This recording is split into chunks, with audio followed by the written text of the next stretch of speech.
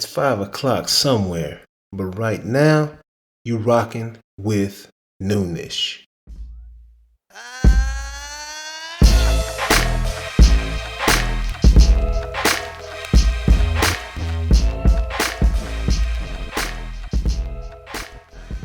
Noonish Sports and Tech, J.A. aka Jonathan Anderson. Man, as you can see, I am posted up at La Casa, at the crib, at home, chilling, getting ready for Thanksgiving. Can't wait to hang out with my own family and friends.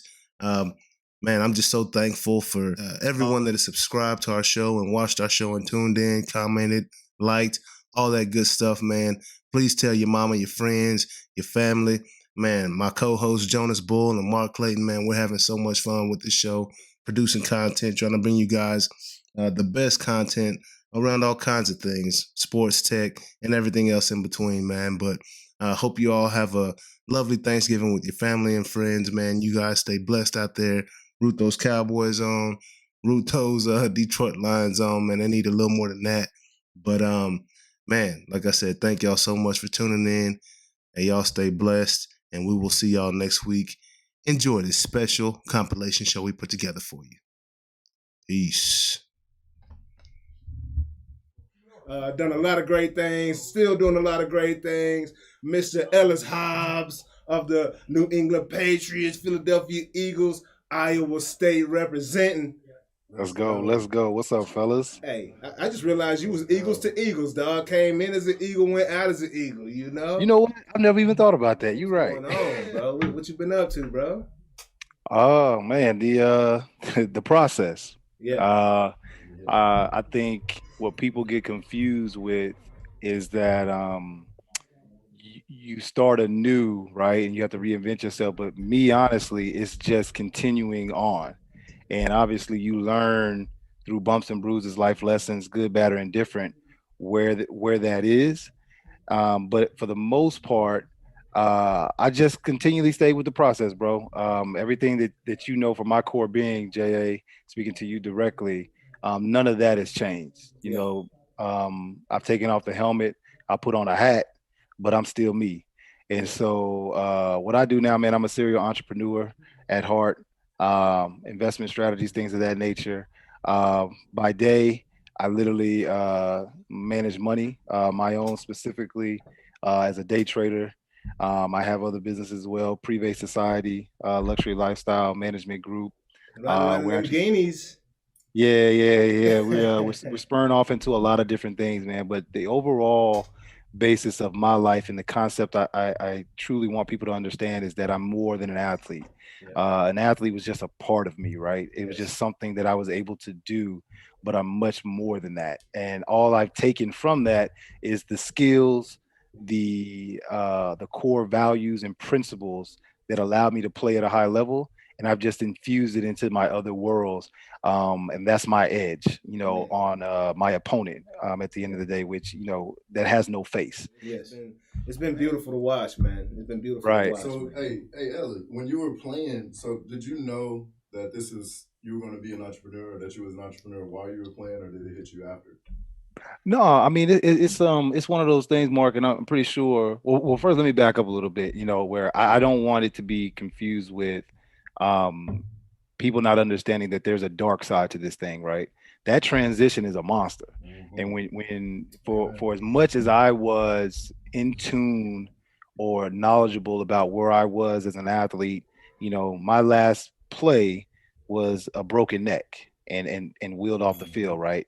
And so the traumatization from that, it has its own box. But the depths of what you don't understand beyond that is, you know, even me having a degree at the time, or having a degree from college of visual communication fine arts, just a lot of different things that I thought I had in line, I still was in the darkness because I had been doing something for so long continuously. And I would compare that to being tied around a tree. And once they cut you off that tree, you don't really know where to go, right?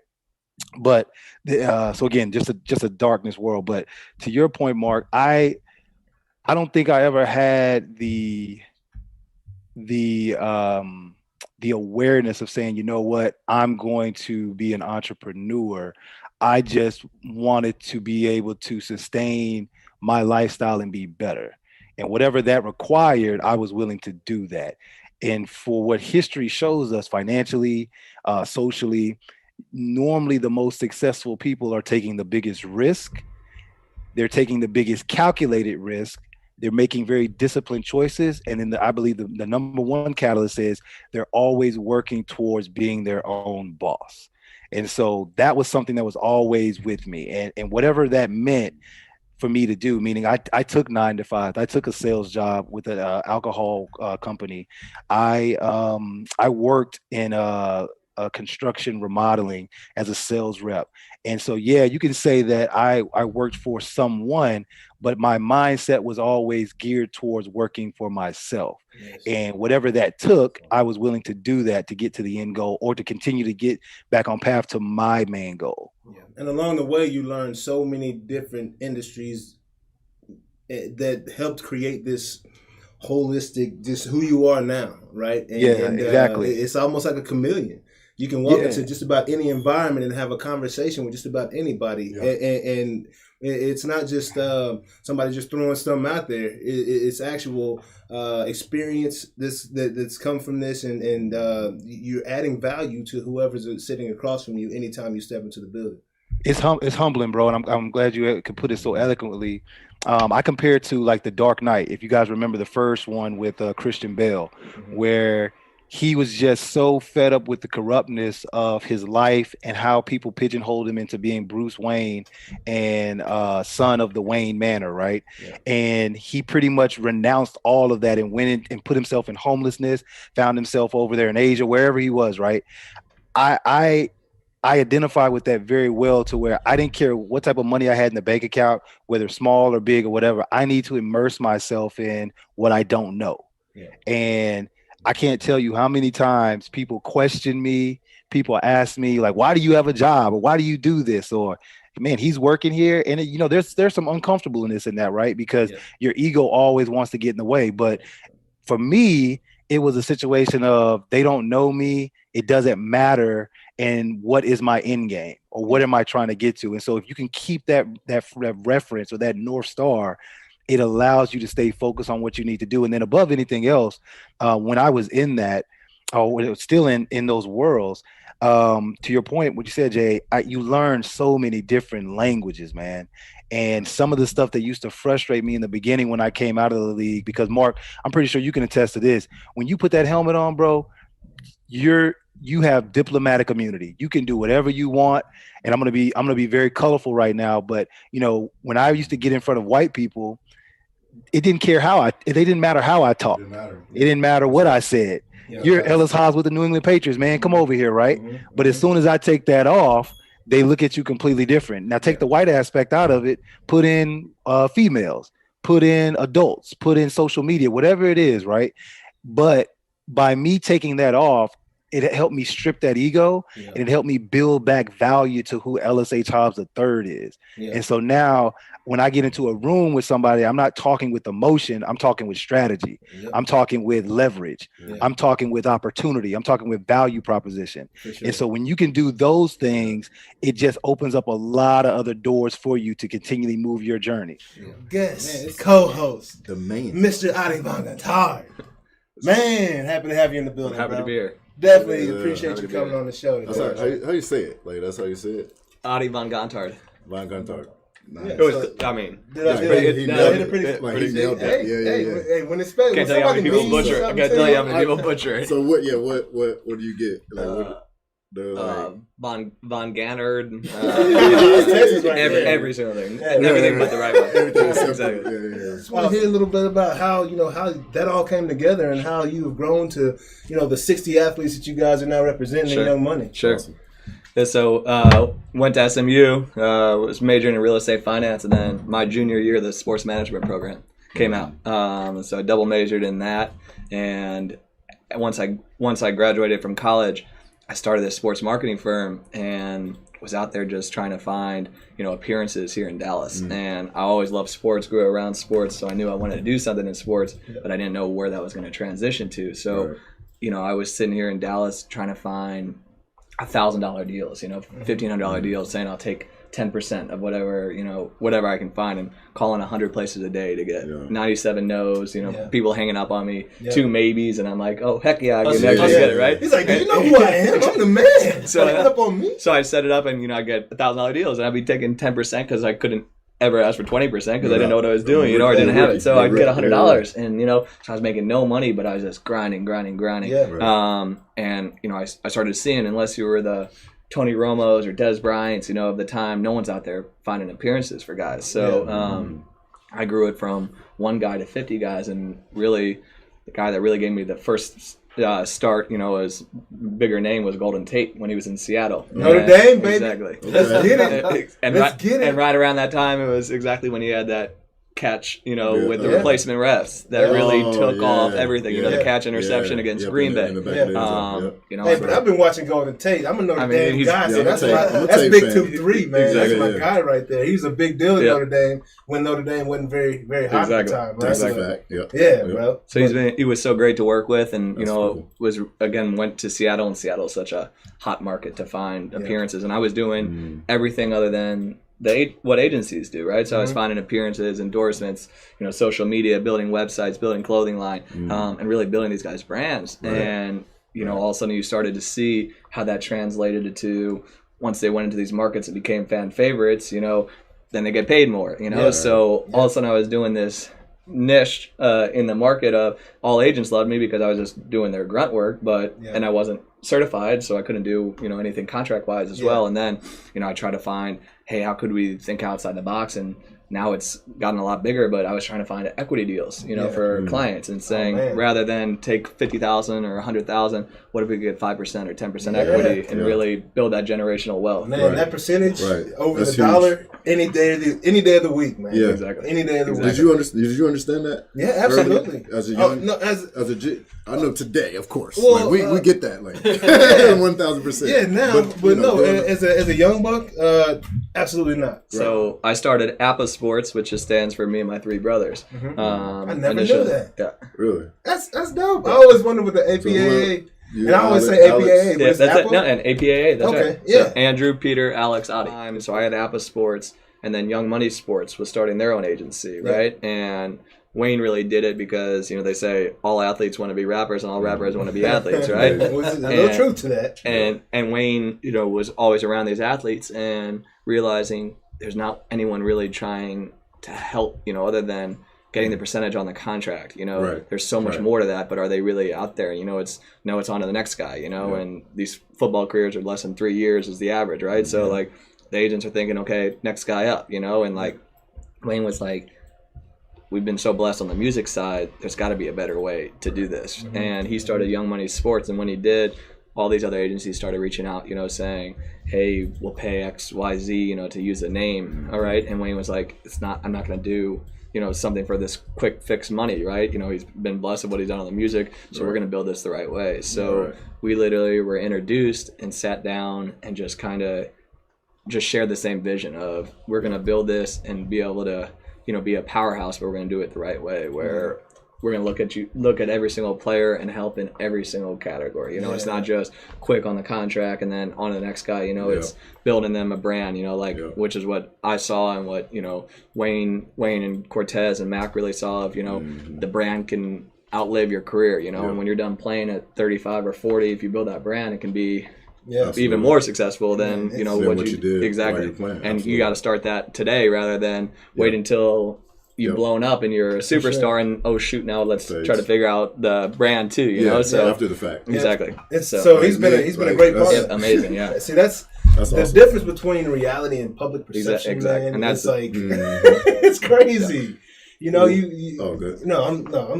I'm just saying, like, a lot of people wouldn't think that Wayne would care enough. Mm-hmm. You know, it maybe just slap his name on it and move on about it. Exactly. But he cares about the business. He cares about the relationships and the brand. So I think there's value there. That's awesome. The man with the plans. Thanks for having me, guys. I appreciate House it. Plans. Thank you, guys. Hey, floor plans. You holler at him, Mr. Eric Hacker, man. He's so Hacker happy in to the see you, building. Man, it's been a while. It's been a long while since It's been too long. It's been too long. Last time I saw you, I was taller than you.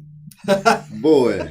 Man, what happened? What happened? That's some years, bro. Like That's a couple weeks before class started, I was still kind of kicking the fence, tires yeah. on if I was going to go ahead and sign professionally. Okay.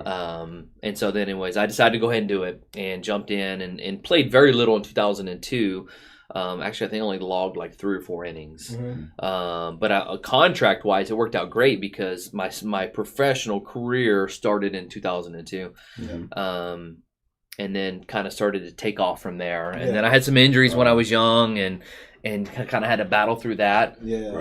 But, you know, Yankees, and then I ended up in Pittsburgh, Minnesota, San Francisco for a couple, two times in San Francisco. Got a World Series ring with them in 2012. Anyways, ended up going to Korea in 2013. How was a Korean crowd different than playing in front of a big league crowd? I hear it's more of a party over there. It is, right, man. I don't know. You guys, man, you go to YouTube, right? Go to YouTube, type in KBO. You can type in KBO Eric Hacker. Just type in KBO or Korean baseball and just start watching some of the videos, and it's incredible. The atmosphere is more of like a college football game. It's, I mean, it's standing, it's dancing, it's cheering. I mean, there's cheerleaders.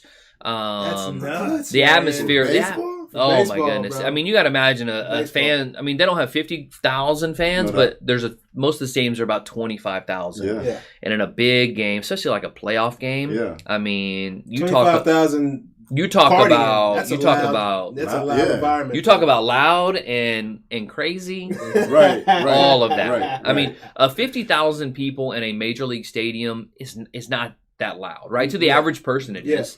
But once you've done it a few times, you don't notice it. Over there, you notice it at 25,000. Like, how did you learn the language so well? Because you know the language A pretty little good bit, before, yeah. right? So a little bit. I mean, you know, I'm not gonna say I know the language, but you know, I can get by hellos and goodbyes, and you know, I can get in a taxi and tell him where to take me, and you know, go in a you know, in public and ask for water in the restroom, the kind of the stuff to get by. That's more, The stuff to get by. What's hello? Yeah. What's hello? 안녕하세요.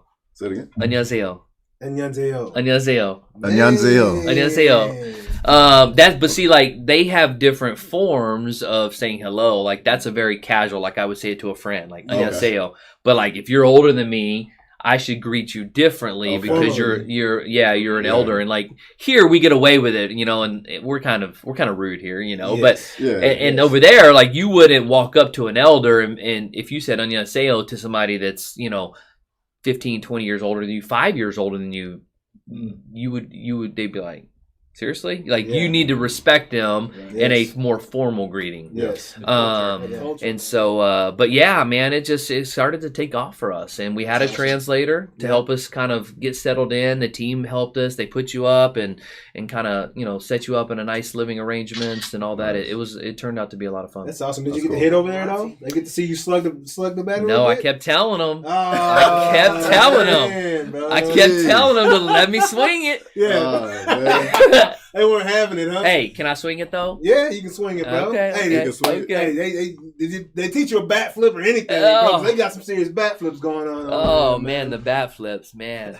I didn't like that at the beginning. I didn't like it. I'm just being honest. Hey, because baseball here in America is very. Well, you gotta imagine. I mean, here, like, it's changed. The game's changed a lot, right? Yeah. But you know, it's it used to be disrespectful, you know, and over there, they would do the bat flip or something. I was like, seriously? Like, come on. On an out. Like, they hit, like, they'll fly ball to left field and a bat flip, you know, and it's like, I'm like, what are you doing, you know? So it's both. It's frustration and joy. Yeah. But what I started to realize is they play the game like they're in the backyard. It's like like I can go in the backyard with my son. He's 4 and he like hits the ball and it like goes right in front of him. But he's like flipping and run like he's just having fun. And, like that's how they're doing it. It's not a disrespect. It's just how they play the game. So what do you think the ratings would be in America if we played that style of baseball? Good. It would go up. Yeah. And Tim Anderson is trying to bring it, man. From the Chicago White Sox. It's an entertainment, right? It's like going to a concert, right? I mean, each player, like, they go up to bat and they got a theme song. Well, here, like, the players pick their song and they pick like whatever song they like and they walk up to the plate and the fans may like it, they may not. Well, there, the players don't always really know the song, But the cheer squad and the head cheerleader, they come up with this song that fits this player. Wow. And they have a cheer that goes to So it. they're more of a character. And then the fans learn the cheer that goes to each player. Wow, that's awesome. So it's a lot of fun. And Can I see then this jersey you brought, man? Yeah. You That know, sounds fun. come on, 8. You want the know, 8? Come on, 8. They're the 8. I need to see the 8. Man. Yeah. Hey, Man, if that's you know, hacker. then you know. Like, what part? yeah. Come on, 8. Yeah, so that's hacker. All right. Yeah. Well, actually, they don't really pronounce the R. It's actually Hecka. Okay. Hack up. Now then, Yeah. do I need to say his name? This is the man right here, Mr. Big Boppin' Matt Kemp in the house, man. You crazy, man. I think he just hit another home run, dog. I think he just hit another home Voted in run. the 13th. Yeah, man. Welcome to the show, man. Appreciate Welcome, y'all bro. having me, man. Excited to be here. Yeah, man. Hope you enjoy yourself, man. So, just a little fun fact, man. We were just talking about it a little bit. Did y'all know that this man is ranked number 14 out of all active Major League ball players when it comes to the home run? Right. I didn't know that. He just informed me of that Right now. before the show started. So Right. he's giving me all these facts. Yeah, man. Yeah. Hey, and of those 14, he is ranked number 7 in batting average. So that is some absolute production right there, sir. Yeah, I've been trying to trick him all my life, man. So, you in Texas, bro? I'm in Texas, man, loving it. Not really loving this cold weather right now, but I love the people here. Yeah. Being from Oklahoma is kind of the same. So Yeah.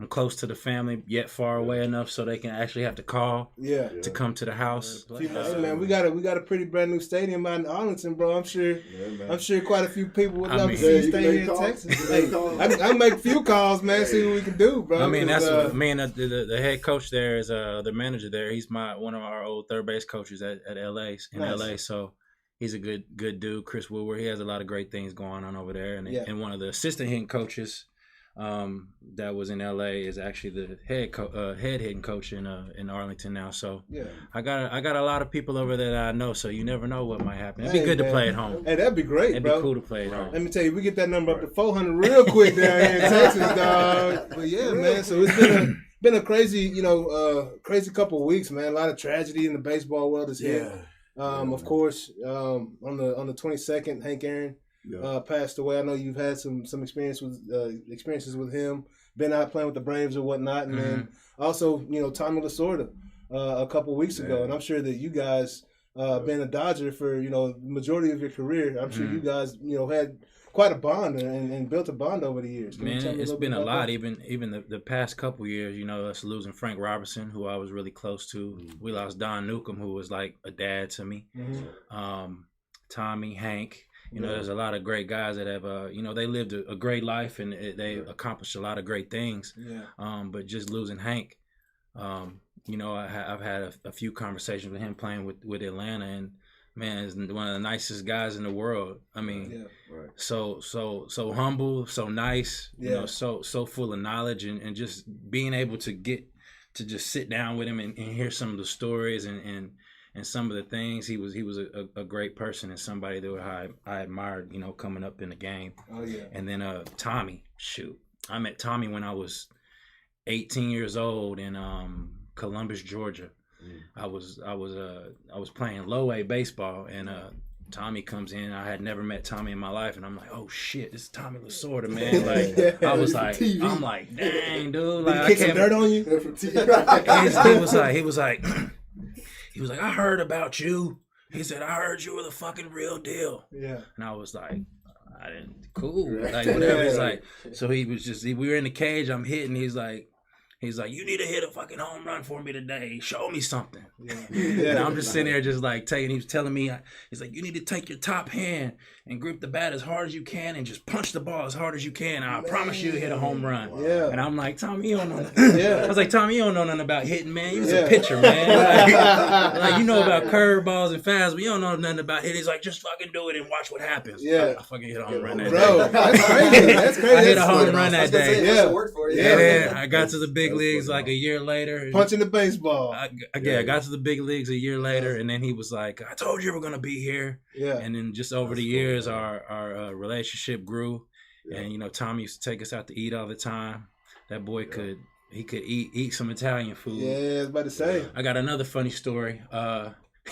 we were at what's it, Buca de Pepo? You ever heard of that place? Yep. And we're eating there with Tommy, and the waitress comes and gives us the check, lays the check on the table, and Tommy goes, "What's that?"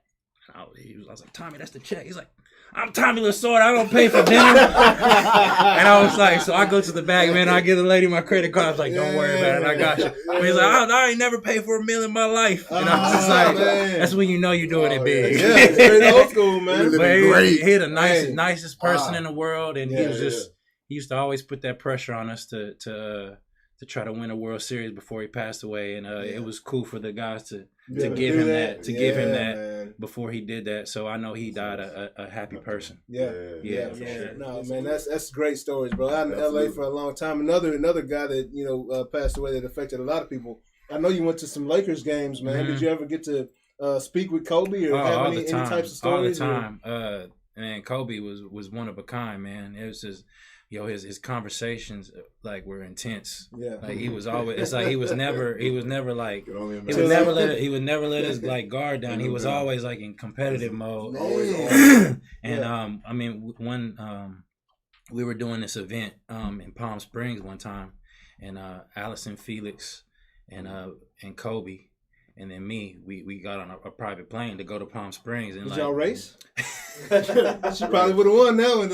Yeah, she would have killed me. She would have killed all of us. Everybody in the building. She would have killed all of us. But it was a great experience to be able to get there and sit there and talk to him. I talked to him so many other times before that, but just to get there to talk to him and like just listen to the words and the things he said. He wasn't the type of person like you couldn't hang around Kobe unless like you had that same mindset, like to win or do whatever it takes. To, it's like I don't think he would really associate himself with people who like weren't trying to be the best of themselves, and like that's why he was so good at what he was. And I remember one time I'm sitting courtside, and he's like, "What's up, Kemp?" And we're in Phoenix. We were in spring training, and I went to the game. He goes, "What's going on, Kemp?" We just sitting there talking. He's like, "Watch me get these motherfuckers 50 tonight." Yeah. And he's like, "I'm about to kill these dudes. Can't none of these dudes guard me." And I was like, "This boy is wild." He meant that. And he had about 20 something at half. I think he ended up with like 30 something. But his mindset was I don't know if y'all have ever were able to experience like sitting at a game and watching him play. He just made it look so easy, man. Bro, like he made it look so easy, and that's that hard work though, man. I mean, he come into the clubhouse all the time, before games, and like he light up a room, man. It, like he make everybody want to be their best selves. Like the way his mannerisms were just like infectious, man. And everybody is like, "Man, it's Kobe. I got to show out for Kobe today." Yeah, Kobe's in the stands. Yeah, it could be a famous Denzel, somebody. It could be somebody else. Like you be like, "That's my Kobe's in the stands, dog." We gotta get it tonight. Yeah, we gotta get it, man. But it's infectious. It's unfortunate when he passed away. I remember I was coming home from church, and a close friend of mine, Lon Rosen, who was really close to Kobe and used to be Magic's agent. I had to call him to make sure that it was true. And dude, it was like when Kobe passed away, it was like the whole city of LA was just like in mourning. It was like a ghost town, man. Like you couldn't. There wasn't nothing you could. It's like he inspired everybody, man. Yeah, I mean, we felt the ripple all the way in Dallas. Yeah, LA. I remember I was at a bar in Dallas. It was on a Sunday, wasn't it? Sunday morning when it happened, and just catching up with a friend and got the message. Couldn't believe it. Didn't want to believe it, man. Like, just like, what? And then, I saw more and more news outlets, release the news. It's like, hold on, this crazy, man. Real. It's nuts. Yeah, man. Like when he passed, man, it was like, wow, like that's Kobe, man. It's like when my grandfather passed away. It's like, that's my grandpa, man. It's like superhero. He ain't supposed to die. Yep. That's how I felt with him. And he what was crazy is I don't know if y'all saw that interview with Tracy McGrady when he told Tracy McGrady that he wanted to die young because he wanted to be immortal. And I was just like, that gave me chills. Words man. have so much power, man. The power of the tongue, bro. And you could tell like after basketball how much more happy he was like with life, like being with his kids. And I mean when you look at it, like me being hurt and not being able to like play in certain seasons, like you get that like that downtime to think, and you're like, man, I love baseball, but there's just so much more to base. There's just so much more than life than baseball. It puts life into perspective. Absolutely, man. That was man. Let's cheers. Yeah, let's cheers real quick. Cheers to all the fallen. Welcome to the show, man. Mamba mentality all day long. Rock and roll. Yeah. Man. Ooh. It's a Noonish, man. Yeah, so that's smooth. Okay. Yeah. Welcome, man. So you like football too, huh? Oh man, I watch sports, man. Yeah. I watch sports. Yeah. I watch sports. I mentioned the OU at the OU game. Hey, so man, is that your favorite sports team of all at this point? Oh, it has to be. I mean, we really didn't have an NFL team growing up. Yeah. I mean, it was you got to be in. I mean, no I didn't really start. Hell no. Don't even get me started on that. Nah, man, we're not doing that. Yeah. I mean, my uncle was a big time San Francisco 49er fan. So growing up, he would always, we had to be 49ered out, and we would always spend the most time with him. Yeah. So like me and my cousins are 49er fans. Hey, Roger Craig and Jerry But Rice. my dad, some of my aunts and uncles. They're big time Cowboys fans, so it's kind of a good little, it's a good little. I'm talking about Pops. Yeah, you know what I'm saying? Nah, it's horrible, man. We got you over here, Pop. You come on the show next week, dog. I got some friends that are Cowboys, but I'm not gonna. I'll tell them. I'll come watch you play. Right. I'll come support. I'll wear your college jersey. I ain't gonna wear your pro jersey. So, did you play football? I did. My mom made me quit in the 9th grade. 9th grade. She made me quit. She's like, you can't play 3 sports. You got to pick 2. And she knew I was going to pick baseball and basketball. Yeah. So I chose those 2. And she's like, you can't do 3 because you guys still got to focus on your schoolwork. And at first I was like, what the hell? Like, I want to play football. Like, that's my thing. And then after a while, I was like, damn, I'm glad I didn't play football because something could have really happened. Yeah, real bad. I played linebacker, man. Oh, yeah. I was 55, junior say out all day long. Yeah. Bro. All day long. That was my guy. Yeah, bro. Junior say out was like. Did you ever go to his restaurant down there in San Diego back in the day? Yeah, man. But I have one of my old agents, Dave Stewart, was really close to Junior Seau, so we knew that's how I met him for the first time. So when I met him, it was just like, dude, and this dude was like the most calm, humble, soft-spoken dude you can ever meet. But you see him out, it's like. Football players got like alter egos, man. Yeah, they got you. Like off the field, they be like, "Hey, what's up, man? How you doing?" And on the field, I'm gonna kill this motherfucker. They got to because everybody else on the field is running around with that same attitude. The defensive dudes. Well, no, that's what it was. So like one of my boys in high school, when we were in the 9th grade, he was a linebacker too. Yeah. And this is when I knew I didn't have like me. I'm the type of person like. If you do something wrong to me, I would want to fight you. But like me trying to like hurt somebody without them like doing anything bad to me, I just didn't have that mentality. Like I would hit somebody, I'd be like, damn. Like if I pop somebody, I'd be like, oh, I killed. I'd be like, oh man, you all right, bro? Oh yeah. Like I remember one time in 9th grade, my boy Lorenzo Williams, he played at Missouri, and he went to the NFL for a while. He ended up being a lineman. He was a linebacker. He was a fullback and a linebacker. Wow. He ended up being a lineman at the University of Missouri. Wow. But he hit somebody so hard one time, he broke something. Like dude was on the ground. He's like, Kemp, I killed him. And I was like, bro, like, I'm like, dog, we gotta see if he's okay, dog. I said, no, I killed him. I'm like, that's when I knew I didn't have that mentality. Yeah. Speaking of that mentality, it's not for everybody, man. It ain't. But this, like Ray Lewis, bro. Ray would knock you out and then pray for you. Like you might know him. I know him by Mr. Tommy Habeeb, one of my good friends here. You might know him from Cheaters and his new hit show. New TV show is called To the Rescue. We've been on since October. And knock on wood, this week we were the #1 rated syndicated show on television for the CW. So we're very excited about we love being #1. Yeah. Hey, you used to be #1, man, kind of like Mr. Tom Brady. That's why you went to Florida. Had to show him who was the real GOAT. I love it, man. Yeah. Where do these bright ideas come from? Are they all yours? Just at nighttime, you're in bed just dreaming these things up, or what, man? How'd this one come about? See that, people came to me with a problem, and I just tried to help them and document what was going on in their lives. So, in America, everybody looks at this as crazy reality. It did get pretty darn crazy, I got to tell you. Yeah, at times. But we're not really a stretch from what we were doing there. We're now, helping people that have problems or these dogs that need rescue. Our show is a rescue show about dogs, but it's really about the people that rescue them and how these dogs change their lives.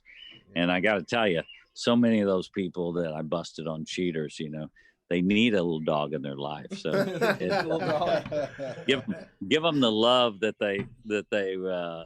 they need, and a dog will teach you a lot about your life and compassion. These dogs that we find in these horrific situations, that have been beaten and abused, and the one dude, oh my God, it was so sad, but he was hitting this dog with a baseball bat, and the dog's jaw was wired up and just messed up, and I've seen dogs that have been shot point blank with a shotgun in the face. Wow. And then they come up to you, you rescue them, and they come up to you and they know, and they're just licking all over you, and you're going, oh my God, this dog's bleeding and half dead, but all he can give is love. You mentioned there's a huge following in China on cheaters still to this day, and it's growing. Is that still the case right now? Oh yeah, cheaters. I started the show in 1998. It started airing in 1999, and here we are in 2001. Yeah, and 21. 2021. Sorry, and I get calls and emails every day from fans all over the world. It's pretty special when you give birth to something that has seen this kind of success. And it's interesting around the world how people look at it differently. In Italy, there's a strong Catholic country, and they look at cheaters as they go, Tommy, you're doing what we're doing. You're supporting the 10 Commandments. I shall not covet thy neighbor's wife. You're a boondock saint, Tommy. Huh? You're a boondock saint. Yeah. What are you going to do? They actually kind of don't laugh, because I kind of laughed when they said it, but they knighted me in Italy. Wow. They thought it was a big deal. And I'm going, I'm just a reality guy. And in America, it's a total different game. People so you're knight Tommy Habeeb. Let's straighten this out. I want that as my title. Come on. So, but I'm getting knighted over there. Awesome. And the guy next to me, saved 6,000 children out of child slavery. Right. And then I'm sitting there. I'm going, dude, what am I doing here with these people that actually did some amazing things? But what was I going to do? I wasn't going to turn it down, a trip to Italy and be part of that fraternity. So I was lucky enough to do that, but I'm trying to live up to it. So now I'm saving dogs. Hopefully that'll mean something to somebody. No, one thing I never done is I know where my bread is buttered. So I don't bust any friends or celebrities. I kind of keep it to what it is. Although many guys came running and, please. I'm going, dude, I'm not filming you. Don't worry about it. Quit panicking. Cameras aren't coming in. Hey, how often did you get that? You're just going to eat dinner somewhere and somebody just jumps up running. Yeah, no, I clear out a restaurant pretty quick. Especially in Dallas. That's amazing. Yeah. For sure. My sweet friend Michael Irvin, I remember he came and about tackled me. He goes, dude, you used to scare the heck out of all of us when we'd come out of they called it the White. Should I be going there here? The White House. But yeah. He goes, look, he goes, dude, you're my new best friend. I'm not. You're staying close to me all the time. I went, Michael, you're a saint. You don't have to worry about that. I've never filmed you. So, Tommy, you told me a little story this past Oh, weekend no, please don't bring that up. Watching the Super Bowl. Yep. So you live in New York? I'm just kidding. Yeah. I did live in New York. I love New York. There's something that you would be doing to this day if it wasn't for a oh certain my guy. gosh. Yeah. I gotta hear this. Don't make me throw Maury under the bus. Maury. But was that not the story, Maury Povich? You're not the father. That was definitely. We all know that. That was exactly. You guys are amazing. You're not the father, boys. Yeah. as a young actor, I was able to get a job and make a living from 19 to here I am. I'm now 22, so I've been able to make a living for all these years. They let me keep doing it, but really the guy Dick Clark is the one that taught me how to survive. Most of the people probably watching this don't know who Dick Clark is because you guys are all young. But yeah, I know who Dick Clark is. I'm familiar. Yeah, I went to Dick Clark Studios in Cali. That was cool.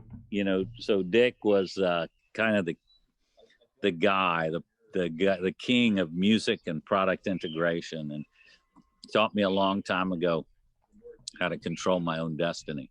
Yeah. And as a young actor in Hollywood, most of my friends were athletes, and so when I learned the tools of the trade and product integration and sponsorships, and my first call were to my athlete buddies going, hey, listen, I'm doing a TV show, and it was pretty amazing. He changed my life, and then that was part of the fun too, using these athletes and celebrities to make television around. So early on in my career, jumping around on different TV shows and starting my own, I found myself hosting lots of different sports shows.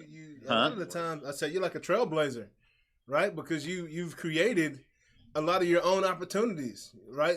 You love acting, and then you learn the production side of it, and was like, hell, I don't need to hire anybody. I'm gonna come do it myself.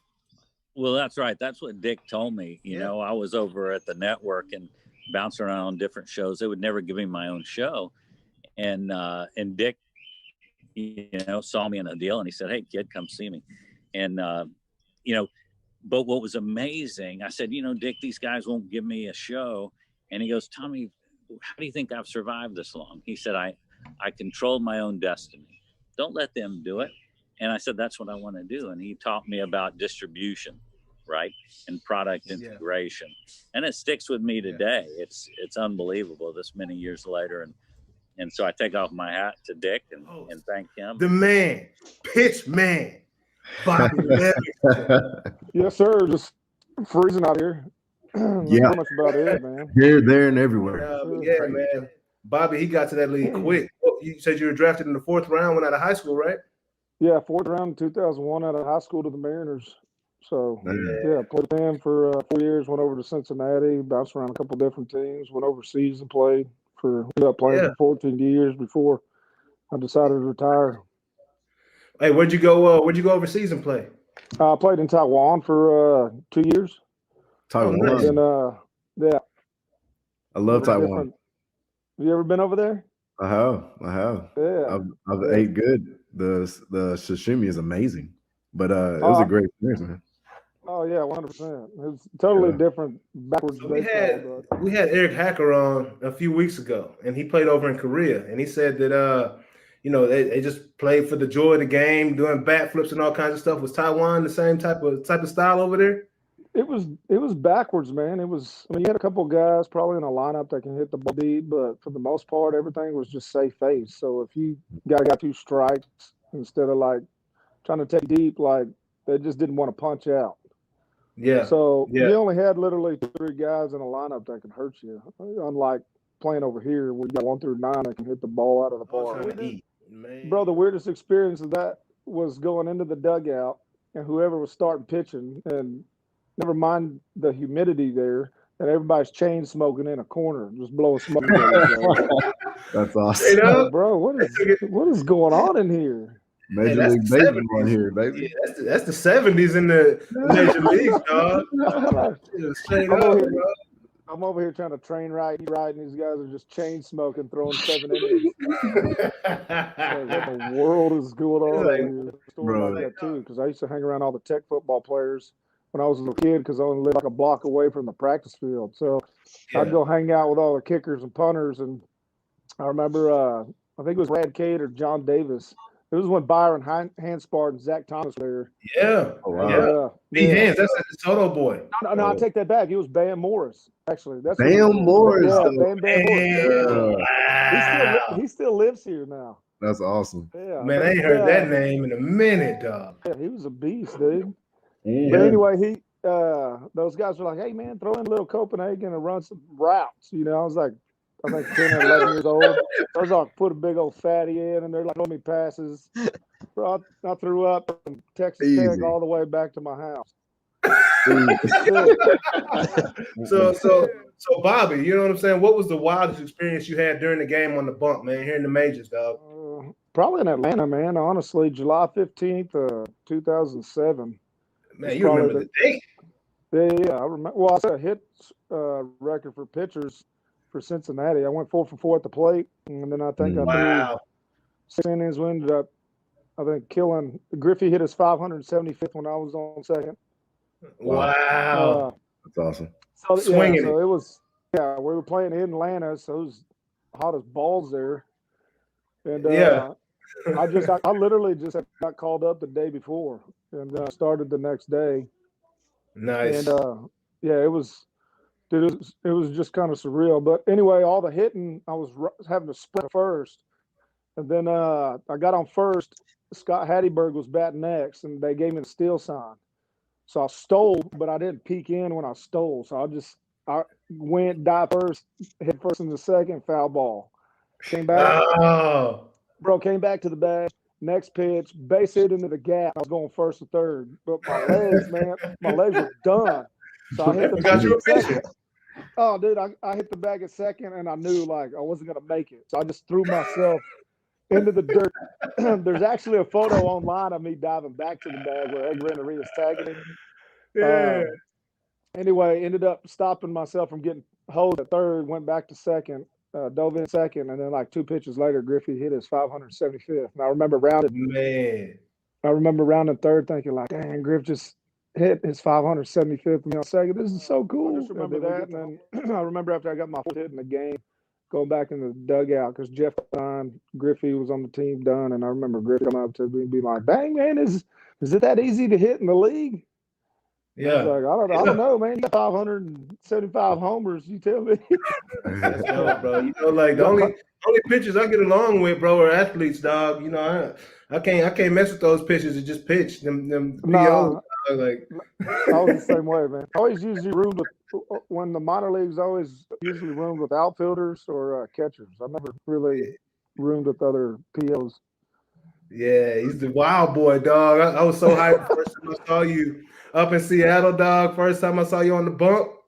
Man, how long did it take you to get there? You got there quick, didn't you, to the show? Yeah, 4 years. I mean, I was top prospect in the organization, and I flew through pretty quick. I think it probably would have been a little bit faster now because, I mean, I was like pushing 200 innings every year in the minor leagues before I finally got a bump. Insight on this subject here, man, and what the heck is going on with these contracts in the MLB, man? They're just not treating free agents like they used to, right? No, that's what we kind of stated on.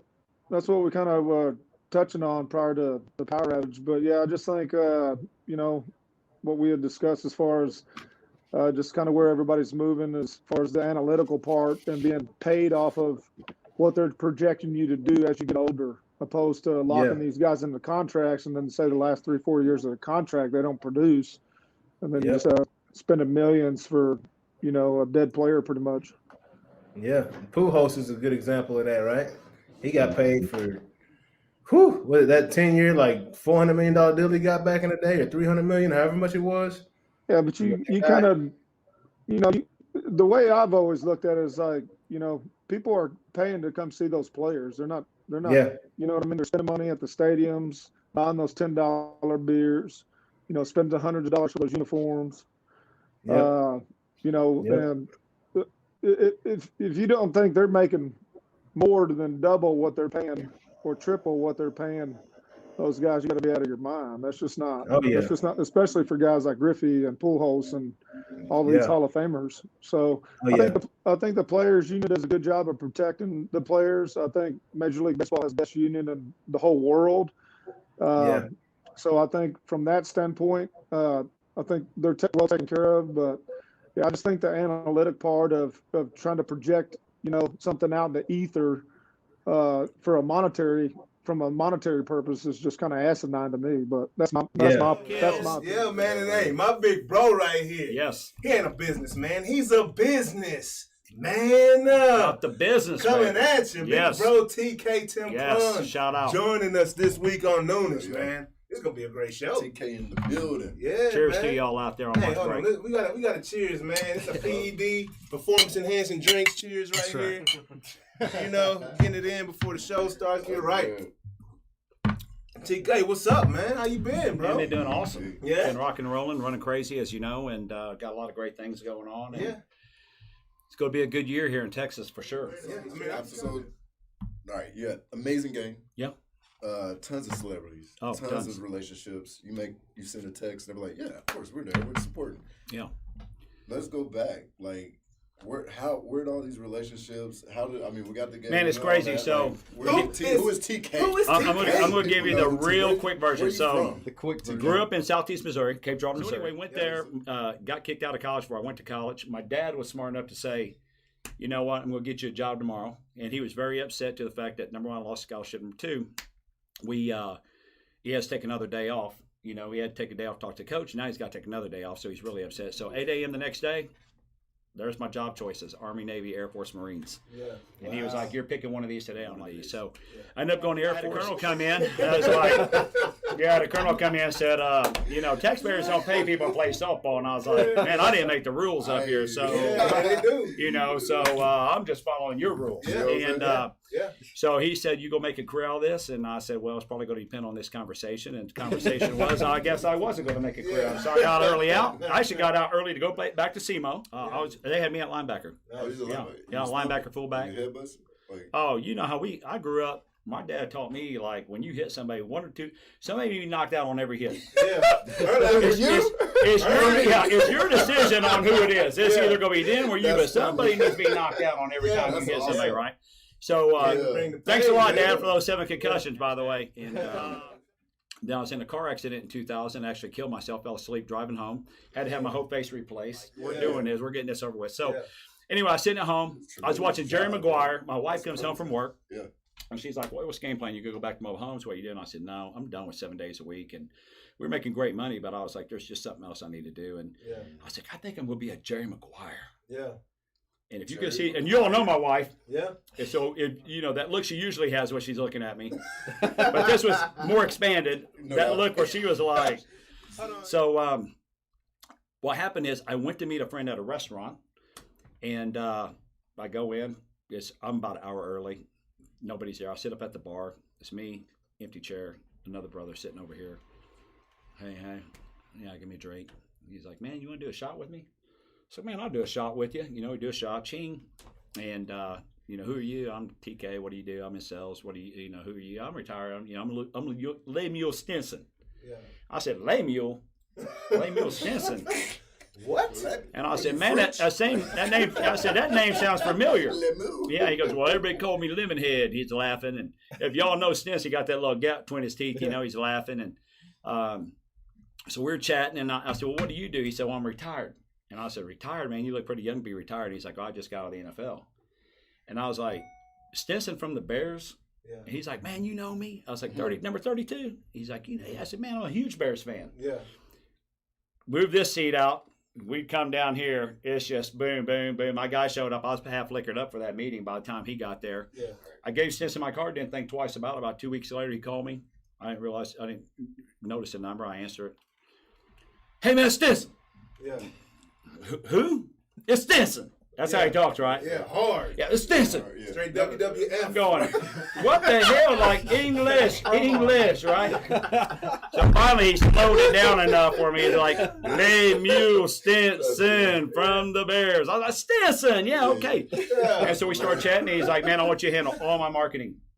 I was like, dude, I don't know nothing about this. So here's my Jerry Maguire moment. Man, tell me out. Hold on. So this is kind of crazy because this is what Adie talked about when Golden Tate gave him that chance. It was just one dude that gave him the chance to put him on, and then that's what happened. I mean, so that's what Young happened. Money APAA. And so here's my Jerry Maguire moment, and I'm kind of like, man, I don't think I can do this, And I said, man, I don't want you to put your financial future in my hands. I don't even know if I can. Yourself. That's that demon. Well, yeah, I was like, man, I don't think. And Stinson was like, no, you can do it. You got the gift. I promise you, go do great at this. Yeah.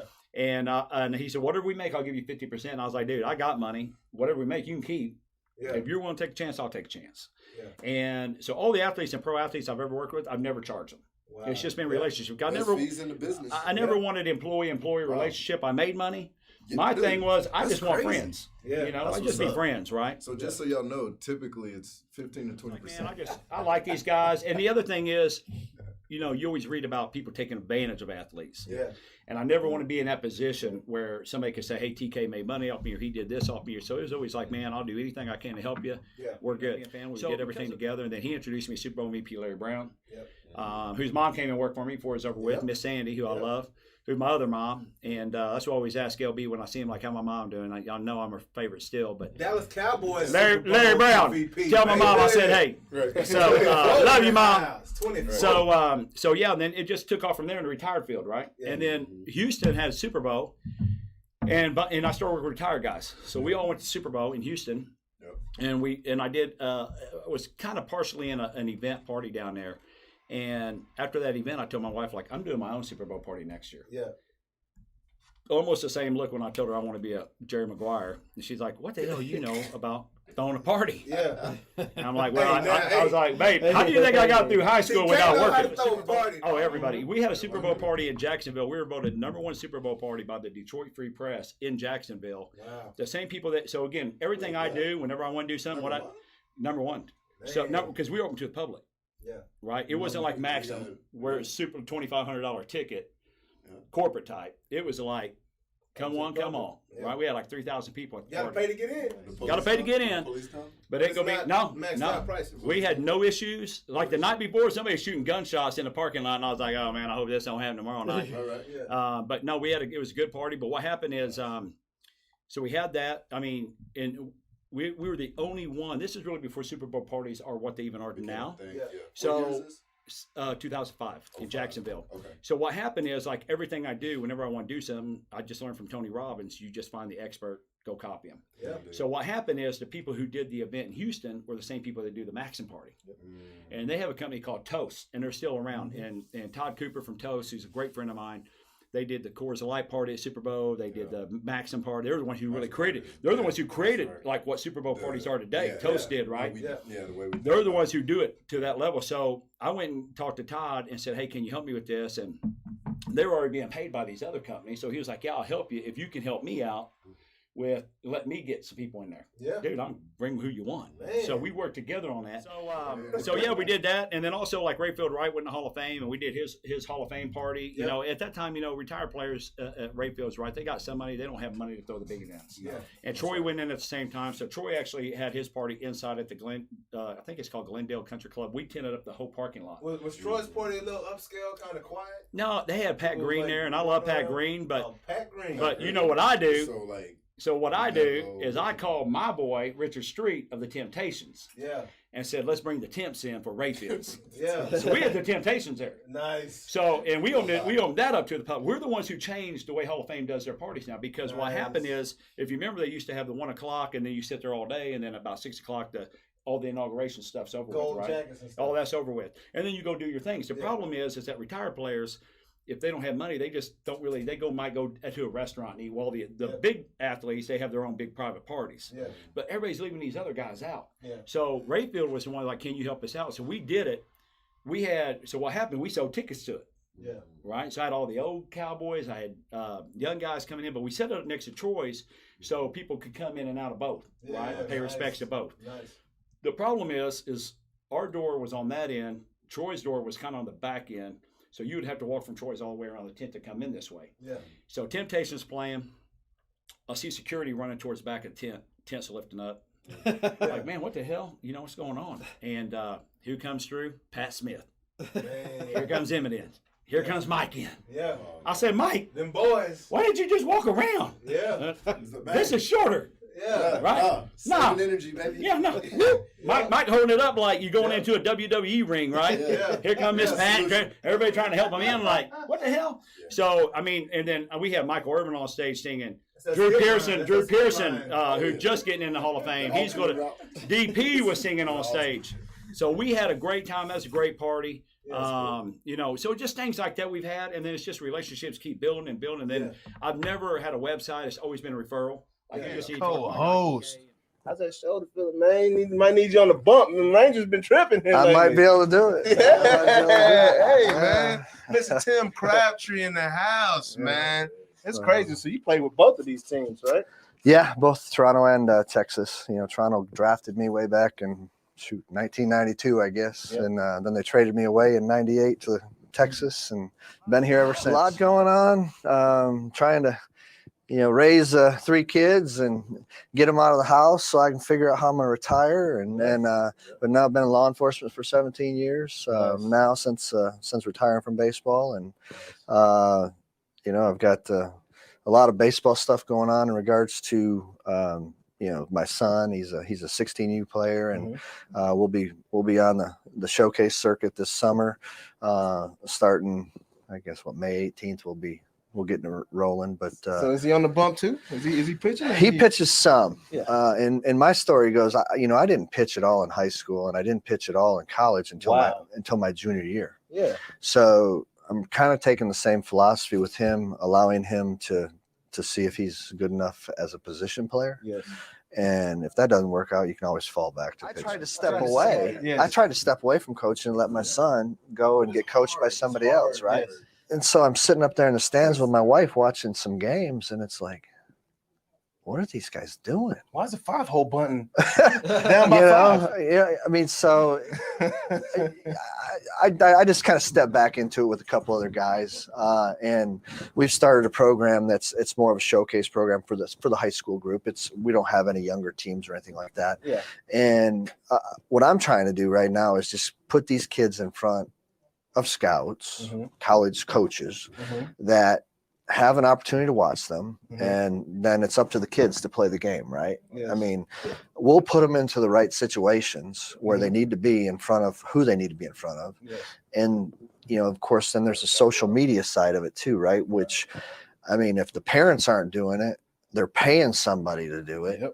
But I think from a coaching standpoint, coaches need to help there too, right? Oh, yeah. I mean, so we're taking that approach. We're going to put them in the right type of tournaments. We're going to help them with social media, and if they have an opportunity to get talked to by whether it's a Division III, a JUCO, a Division II, whoever they have an opportunity to be talked to in front of. I mean, we're going to try to help bridge that gap and give them some knowledge. Analytics, man. That human element matters, and we talk about this all the time. Man, that nasty word analytics. I mean, I'm an old school guy, man, and I mean, if somebody hits a home run, who the hell cares how hard it came off the bat? Yeah, it's still a home run. Exactly. You don't get extra points or runs for it, right? I mean, it's still just a home run. And the whole concept of the defensive shift these days. Oh my gosh. It's getting out of hand. Yeah. What's this? A defensive shift. So I'll let you explain. Thanks for asking that. So if you watch a Ranger game, okay, Joey Gallo, he comes to the plate. He's a left-hand hitter, right? Yep. The entire defensive alignment shifts to the right side. Oh, yeah. So third base is now in the shortstop position, or sometimes even behind second base. Yeah, right. Really? Yeah, because if you're a straight pull hitter, now they understand you have a lot of pop, a lot of power that way. So they'll back that second baseman up in like a softball rover position, right? And then, your outfield they shifted over as well, right? And basically they're just cutting off an entire portion of the field because you don't hit there. Like you literally don't hit there. You basically are a pull hitter and you can't hit the ball to left field, but yet you're being paid millions of dollars to pull the ball and hit it into the defensive shift. Yep. It's crazy. Oh yeah. I mean, but he can hit it there into the gap, whatever's wide open. Chances are he's not as skilled. He doesn't have the skill. Well, or what does that mean? You gotta understand. You gotta understand that the pitching staff too is going to pitch into that shift. Yep. They're going to pitch into the shift, right? Yeah. Okay. So he's a pull power guy, and you'll see night in, night out. I mean, he's going to hit home runs, and when he hits them, it's going to be center field to right field, right? So he hits over the shift, but The reason the batting average isn't very good is because he hits into the shift so much, and he doesn't get base hits because they're outs. Yes. Can't get the big, And it's already hard to get a base hit when they're lined up in the regular spots. Right. So you don't like shifts, or what? I hate shifts. As a defense, against a team that has a pull hitter, I love it. But if you're a pitcher, how do you feel about a shift behind you? Well, a pitcher. If I'm going to pitch into that shift, and you're like, yo, if I've got the scouting report and I know how to pitch into that shift, sure. Yeah. I mean, it gives me a better chance of getting it out, right? Exactly. Yeah. Right. But I guess where I'm old school is the fact that these guys, man, when I played, if you didn't hit 280, and were a good on base percentage guy, and you weren't in the lineup. Yep.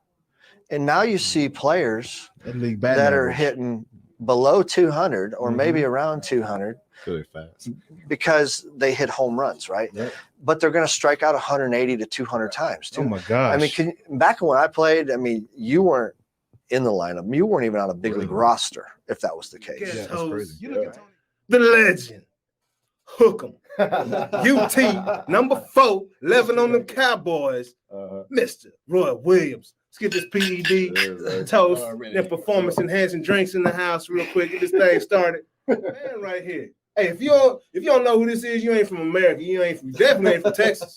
That's all I'm trying to tell you. You see them horns. Yeah. So, man, what you been up to, man? People want to know. Just living life, man. Yeah. Just got 3 kids. My oldest is 15. Man. Got a 12-year-old daughter. Yeah. And a 5-year-old daughter. Go back that way. Right. Yep. Yeah. Which is good. You know, he's yeah. For a right-hander, yeah. You know, your left leg is your power leg. So Yep. I'm glad it's his right leg. So, Yeah. No, man, that's what it's all about, man. Just my kids. Yeah. Yeah. Hanging out and trying to get better at golf. Yeah. I've always told guys in high school, you know, they don't want to go to college because of their girlfriend. Yeah. They don't want to do this because of their girlfriend. Like, you're an idiot. Right. How dumb can you be? Exactly. So I had a 1-year deal with the Bears. They didn't re-sign me. So I'm like, well, we'll see what happens. Yeah. Well, the Dolphins call. Mm-hmm. We want you to come down. Now, LeBron is in Miami. Oh, man. So I'm like, shit. Yeah. It's popping. Hey. So I went with my lady at the time and I said, hey, she had our 2-year-old daughter. Mm-hmm. And I said, hey, Miami, beach, blah, blah. She's like, no. Hell no. You go ahead and go. Yeah. I'm like, what do you mean I go ahead and go? Like, my son is 5 at the time. So I'm like, I've already missed 2.5 years of his life. Yes, sir. And my daughter is a little different. So I'm like, I don't want to miss no more time with her. Right. So that's why I ended up retiring, because she didn't want to go to Miami. Gotcha. So I ended up just saying, all right, I'm going to be a family man. Yeah. So after that, I was just like, all right. Knowing you can still ball. Yeah. But you were good with the decision? Not after today. Okay. Today retired there, and I'm from Odessa, so that's the oil capital of the world. Yeah. So my buddy had a trucking company, so he told me how much he was making. You know, in that particular year, he had made about 13, 14 million. Man, I said, shit, that's my numbers right there. If you're doing 12, 13, I can do 24, 25. With not getting tired. You know, and didn't know nothing about the trucking game. Yeah. He schooled me to it. And I've still got it to this day, RW trucking. Yeah. Started in 12, still going. So yeah. That was a good decision to do. It's going well for you. I know the industry's kind of shifted a little bit. Oh, it's always up and down. Yeah. It's always up and down. You just got to learn how to operate just like this. Yep. Yeah. Just like your don't professional start buying career, stuff right? just because it's high. Yeah. And don't start acting stupid when it gets low. Just operate. Yeah. You know, like that. So that's what I've had to learn. Learned so much about the trucking game. Yeah. You know, my grandfather, he was in the trucking game. He had one truck. Yeah. Williams Trucking. Nice. And he was the first Black truck driver in Odessa. Oh wow! Yeah. So him and another partner of his. Was his oil too, or was he more? He was flatbed. He was more pipes and you know, taking stuff places and you know, overalls, no shirt underneath. You know, 6'8". Just man chiseled up. You know. No jeans, no genetics in here. No genetics. John Coffey. Yeah. John Coffey. But he told me, he said, do not get into the industry. Yeah.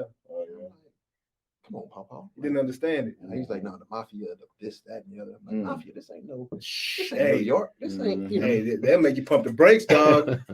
Now, I've never ran into it that I know of. Yeah. But I understood where he was coming from. Yeah. You know, so, Yeah, but you know what? on everybody's The side. trucking made me come out of my box. Yeah. Because I stayed in the box. That's a good thing, though. You know, I didn't like meeting people.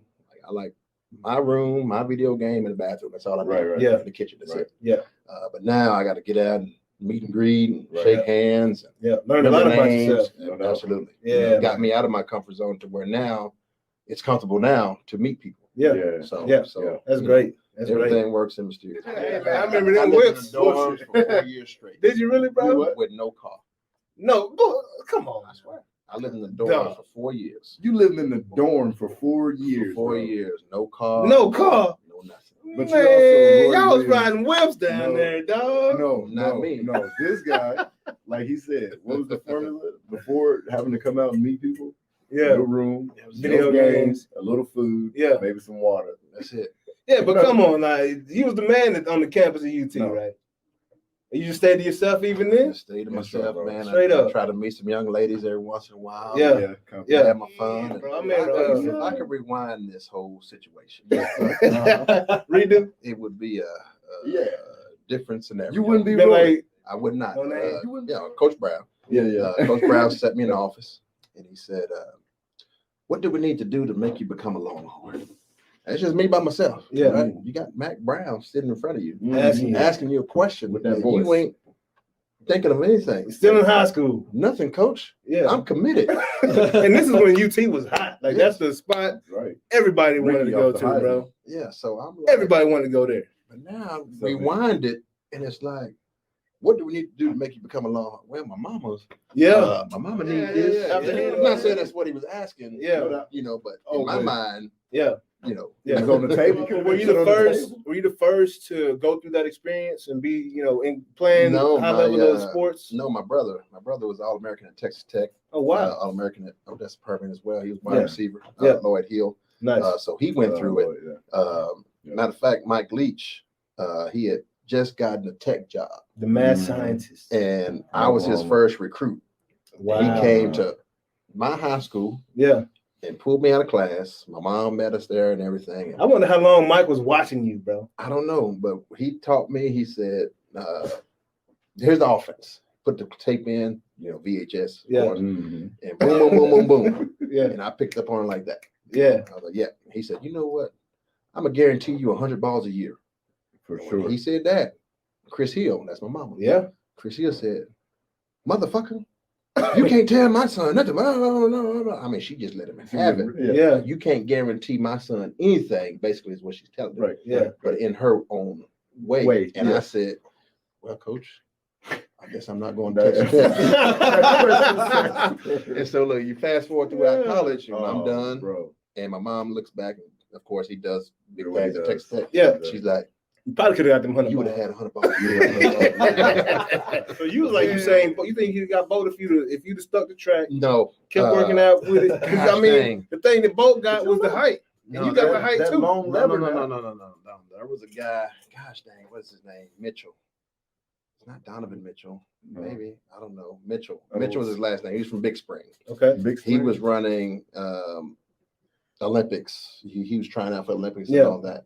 He ended up passing away Thanksgiving. He was at the club. Somebody shot him in the back. Wow. Wow. But I raced against him at the regional tournament, Yeah. regional track meet, and I wore ankle weights all day long Yeah. Just to get because this cat. I'm gonna murder this guy. Yeah. So Hey, ain't nothing like at the starting line in track. hey, so That's the most intense moment in your life. I got sweat. I got the wind suit on. Yeah. I got the sweat stuff on top of that, so I get real hot, Yeah. sweaty. Tory I'm- Mitchell, man. Tory Mitchell. Yeah. Yeah. Oh my goodness. Yep. Low tens. I took everything off. Wow. Got my suit on. I'm kind of yoked up a little bit. Yeah. Everybody's taking bets in the stands. Yeah. Take off. About the first 50. But I'm leading. yeah. Yep. Next thing I hear is Yeah. he Right. does his fingers like this. Ball's running easy. He does his fingers That's how like you this. do Yeah. And he'll hit his legs. Wow. And I mean, he beat me by about 7 yards. Are you serious, I bro? swear. And I said, you know what? this track shit ain't for me. I go to the state meeting, I break the record, long jump. Yeah. 25, 6.5. Jeez, bro. Record stood for 20-something, 30-something years. Yeah. Right? Yeah. The following year, somebody breaks my record. Oh, yeah, man. Technology, man. Using them bands or something, dog. Like I broke something that stood for 25, 30 years. And then the next year, to be at the top for 1 year. and the dude No. Little guy. Yeah. And he ended up being a free agent with the Lions. Wow. He wore number 40. He came there. He came to Detroit, number 40. Incredible. I got him as a friend on my Facebook. That's incredible. But I called him 40 ounce. Yeah. He was so small with number 40. Hey, it probably wind windated. He just jumped and just get took out by the wind. And you know what he said? He said, hey, man, I looked up to you. Wow. He said, yeah, man, I was from Texas. He meant literally because he's 5 foot. I actually broke your long jump record. I said, oh, you that motherfucker that broke that shit. I was a decent athlete. Yeah. Right. I didn't drink ever. Yeah. Ever. You know what I started drinking? When you retired? When the Lions went 0-16. Good fucking reason That'll to do it. drink. That was Great when reason was to when I drink. started. But my first drink was lemonade and vodka. Yeah. Yeah. And this is what happened. You need one to taste it. You just like, That's just throw something in there. Yeah, this is how it happened because I came from Mike Martz, Ready Yep. Show on Turf. Yep. Yeah, we got 250 plays. Oh, yeah. Right. Yeah.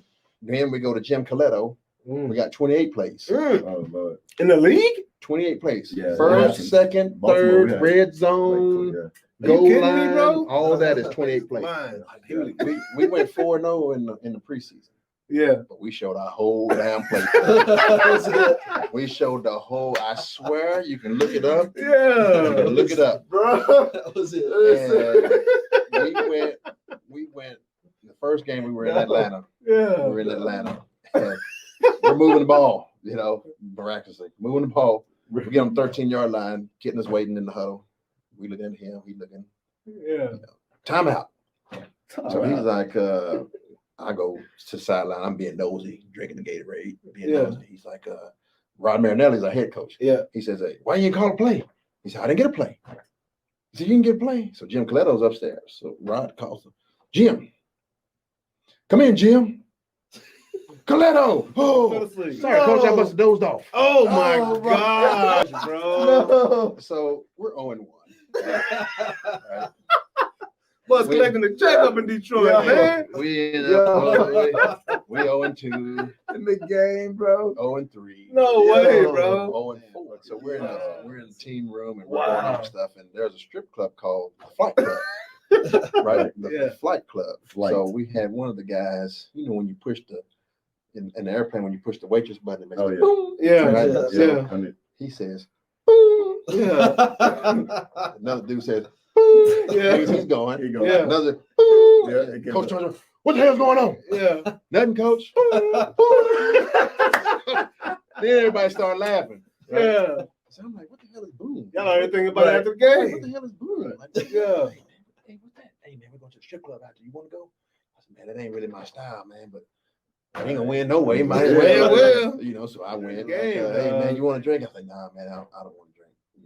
Like, come on, man, have a drink. I'm like, man, give me something fruity, somewhere I can't taste it. Yeah, right. They're like, well, what do you like? I like lemonade. Yeah. Well, give me a Grey Goose and lemonade. Oh, yeah. So drank that. I was like, anything in here? That's pretty good. But for me, I think about it all the time, and if I write a book, I'll say it. But since that day, once I started drinking, I started going down. Hook 'em. Think about it. Let me show you. Let me show you something. Yeah. 6 in a row. And I just want to hear it out of the horse's mouth. Yeah. I learned when we played. Yeah. I went 0-4 against Oklahoma. Yep. Never won. Yep. Broke the record my freshman year. Superman. 63-14. Oh my God. Broke the record. That record my senior year 65-13. Yeah, that's a bad run. Ask him why. Do you know why? Why? Yeah. Why you gotta be so bad? Was that AP? No. What was that? It's called film. Oh. So what happened was Oh, they never sent it to. they had someone in our building send them our practice. Wow, Belichick. So we look, talking. So look, I'm with Vince Young in my senior year. Yeah, I'm jogging back to the huddle. It's Let's 3rd and talk 5. about it.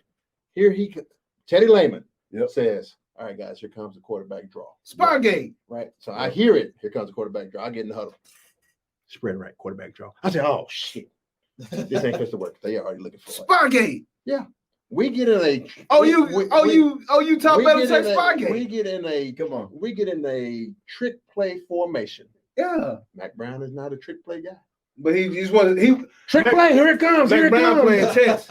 Here it comes. Here it comes. I'm like, how do they know? Because y'all run a basic offense. What is you what? Got a trick play formation. Somebody in the building, Spygate. You put the running back at quarterback. So then, ever since then, when Coach Brown hired security, at Texas, then it became a rivalry again. ESPN, you heard it here first. Spygate was at OU first with Stoops. Oh God! Y'all go check the film in 2000, from 2000 to 2004. Yeah. Go check the film. We got Spygate. We got people in the NFL, NCAA jackets at the practice. At the end of it, when you lose, I heard it here first on Noonish. You gotta Spygate. blame it on something. And what better than Spygate? Hook 'em, dog. I was wondering it was a reason. I was like, there's no way OU beating these boys like this, dog. Tell me how when the security guy and they fired the guy, they knew who did it. Yeah. They fired him, they put security, then Texas started winning. Again. We need to check his bank account. What? For like a couple Need to check his bank account, dog. Need to go check his bank account, see where that roll was coming Y'all from. haven't won in how Because it was what? has it been? Because has they gotten back? Is he back? Once they found out who was what. But Mac Brown ain't there no more. Oklahoma say, shit, we don't know what plays are coming now. I know. We don't know what plays are coming. I said, what did they hire you guys? OU Spygate. Y'all heard it here. OU Spygate 2000. Man, this man needs no introduction right here, but I'm going to do it anyway. We got the D-Town Triple D legend in the house, y'all. What's good? The D.O.C. What's going down? Bro? Man, I can't call it, man. It's good to see you, man. Good to have you back in the building, man. Thank you, sir. Good to have you back in the building. Back, my brothers. Glad to be back. Hey, before we get started, what's good, man? I mean, it's so much to talk about, bro. Like, I mean, where do we start? Can we start from the beginning? You know? Man, we can handle this however you want to handle it. Let's start from the beginning, man. The Feeling Fresh crew, man. Straight out of D-Town, eh? Man. Yeah, bro. So, I mean, how was, I just want to hear about the experience, coming up and how that even came about, So, West Dallas Projects, probably 15 minutes from here, down 35. Mm-hmm. Get off on Mockingbird, go across the bridge, you right there in the project, right? That's where it was for me. Mm-hmm. Yeah. And I got connected with this dude named Dr. Rock, mm-hmm. who's still in Dallas. Fresh K is in Missouri, I think, or somewhere, but Rock is still here. He's still producing music, or he's in real estate. Okay. Now. Okay. Nice move. Yeah. And so he and I and another guy friend, we started this group and made a song called I Hate to Go to Work. Mm-hmm. Tom Joyner really liked that song. He played it every morning. On the Tom Joyner morning show. On the Tom Joyner morning show. Yeah. That must have been one of them hype songs. Get you moving, get that blood going a little bit. Yeah. And so that people heard it. They took a notice to it. Yeah. And Rock had a relationship with these guys in L.A., they said. Mm-hmm. And so I think Dre saw me writing for this person and teaching Fresh K the words, and he was like, man, if I had this dude out there, boy, he and I could do some real work. Thinking about Easy. Yeah. You know what I mean? Yeah. And so the first time I turned him down, but eventually some stuff happened at the crib that made me reach back out to him. Yes. And take him up on it. So was it Well, you turned Dre down? At first. Because he didn't want the whole crew. Oh, got what's you. up. And you didn't want to leave your team. I can't do that. Man, oof, I know that feeling. That's tough. Can't do that. I know that feeling right there. But my mother threatened to send me to the Army Oh, fuck man, that.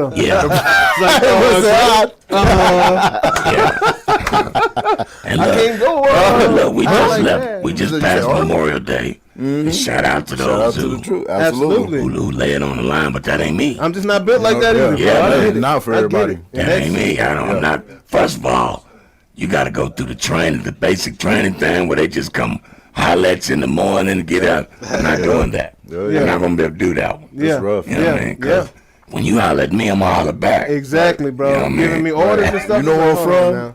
You know where I'm from, nigga? About what this NWA did. So I got reached out for him, and he's like, "I ain't got no work for you."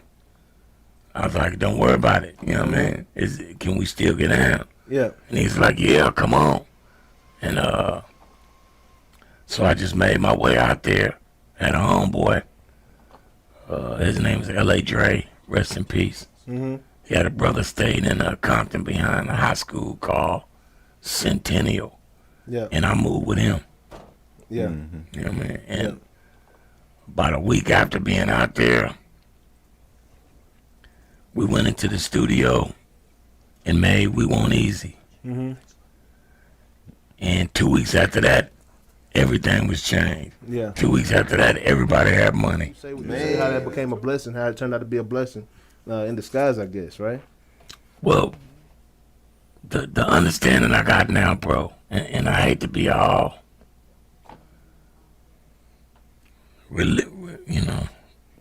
spiritual and religious with folks, but that's a part of life. The understanding I got now is that path was always my path. Mm-hmm. Yep. Right? I was just one of the only motherfuckers probably on this earth that could have walked it. Yeah.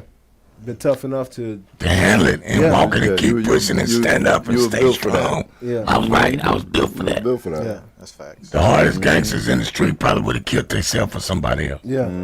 Having to deal with that kind of. Yeah. But just always trying to figure out why. Why, man? Wondering, questioning. That one thing that I needed. Yeah. You took that. Yeah. The one thing. And you said for years, you tried to go back to, that time, like before it happened. The day before, that's really what the whole struggle was about. I felt like I fucked up so bad. Yeah. I just keep trying to push my life to get me back to the day before so I can continue that life. Yeah. But it was another life G.O.D. had for me already. Yes, sir. See, the whole thing started with a prayer, G.O.D., if you give me this. Yeah. I'm going to tell everybody it was you. Yeah. You didn't keep up your end, man. I've had that prayer before. Then he gave it to me. Yeah. But I thought, for a long time, I thought that. I didn't live up to mine. That's why it happened. Nope. But peep the game. What it is. That's right. It ain't what it is. Peep the game. You See, did. when it popped this time, and I do it this time, that it was because the whole time was he'd already planned it. From the beginning. So me to say it, because when you say it this time, you gonna mean that shit, and they gonna hear you. Yeah. They gonna hear you. Yeah. You know what I'm saying? Absolutely. And he ain't gonna need Dre. Yeah. Peace be to my homie, or none of those other guys, because I'm gonna do it with you. Yeah. Period. And they're gonna be like, how in the hell did this nigga go from 0 to 7,000 that fast? 'Cause he had and a you gonna fall back. tell me, Yeah. you gonna be able to tell him, I didn't do it, he did it. Yeah. Yep. Yeah. Man, in the house we got Mrs. Sam Gannon. Miss, I'm sorry. Let's get it right. Miss Sam Gannon in the house. Hey, I got married last night. to herself. Right. Yeah, and the one and only. You can't find them anywhere online, people. And if you do find something that's wrong, Mr. Mike Doocy from Fox 4 in the house, man. Thanks for having us. That was quite the intro. Hey, man, gotta come in with a splash. Intro maestro. Gotta come in with a splash. Literally. If we took that long on our intros on Fox 4, we'd be out of time on it. When I came here, people were like, "Oh, you must love Dallas so much more than Oklahoma." But to be honest, I made so many wonderful friendships there, so I love Oklahoma. But Nice. I've been in Dallas for 2 years now, and get to work with this guy. So, So what is that report on in Oklahoma? Like casinos? Like what were you talking about? Because there's no sports teams. Up there. There's no sports teams up there. Like some little school called Oklahoma OU. No, the funniest thing about Oklahoma is when Durant left and they tried to change the city to Westbrook, Oklahoma. It was like that's hilarious. They shut So down the restaurant. Like Yeah, they did. It was yeah. a good restaurant. It was good. Man, I had questions. You know, was Dallas your first stop from Iowa? Because that's a heck of a jump. Yeah, I worked in small town radio right out of college, like tiny towns where you did everything. Did play-by-play of the homecoming parade and tractor pulls and all that kind of stuff. Wow, yeah. And we did high school wrestling and volleyball. I mean, you did everything. And it's a great training ground because you learn how to think on your feet. You learn how to describe weird stuff, you know, and just every type of sport and event that you can imagine. And eventually kind of worked my way over into TV and then was in Cedar Rapids, Iowa in 94 when I got the call from Channel 4. And like I said, 1994, so 27 years here now. So I was a little later in the game than some by the time I got here. And I was 35 years old by the time I got to come to work in this market. And it was an amazing experience to come here. The Cowboys were just in their heyday in the 90s. They won back-to-back Super Bowls. To the bowl, y'all. And right after I got here, I was 3 weeks in when Jimmy and Jerry split up. Oh my gosh. That's a great time to come and be a reporter. So I'm standing out there at Valley Ranch getting ready to, I swear to God, I'm standing at Valley Ranch in my mind, ready to do a live shot thinking, just don't say Jimmy Jones and Jerry Johnson. Get the names right. And we had a player named like Jimmy. I think it was Jimmy Johnson. Yes. I was so new that I was just wanting to make sure I got the basic facts right. And I'm standing in there and all these national media people that I'd watched for years were standing in the room getting ready to broadcast. And it was crazy. That was kind of the start of the ride, and the Cowboys alone have kept it interesting. But then we've had all that other stuff through the years, and you know, you talk about the NBA and the Mavs that had their time. Got to follow the Stars as they won a Stanley Cup in '99, and Rangers went to back-to-back World Series, which seems hard to believe now. But yes, my gosh! So it's been cool to experience it all. I think it's the best. I really do think it's the best sports market in the country, and everybody probably says that, but whether it's your cup of tea or not, you know, you've got PGA golf now, for example. You know, you got the Nelson, you got Colonial back-to-back. This time of year, you've got world-class auto racing out at the Speedway. There's just something for everybody. So you're right. There's just, it's a challenge for us just to keep track of it all. Major League Soccer, on and on. Best high school sports in the country. So. That's a heck of a scout to find you in Iowa or wherever you were at the time, man. Like, who is that guy? Well, you know, it's funny, and this may only interest me, but you're gonna tell it anyway. We want to know. Sam knows that never stops me from telling Mike's a story. like always like, you know, I know I've told you the story a million times, but I'm like, go ahead, I want to hear it. I'm the old man who tells every story 1,000 times. Yes. But believe it or not, in Cedar Rapids had, and I think still has, a media consulting firm. Frank Magid and Associates. It was kind of well known in TV for local TV in terms of people would go there, news directors would go there to come up with new ideas and philosophies for local TV.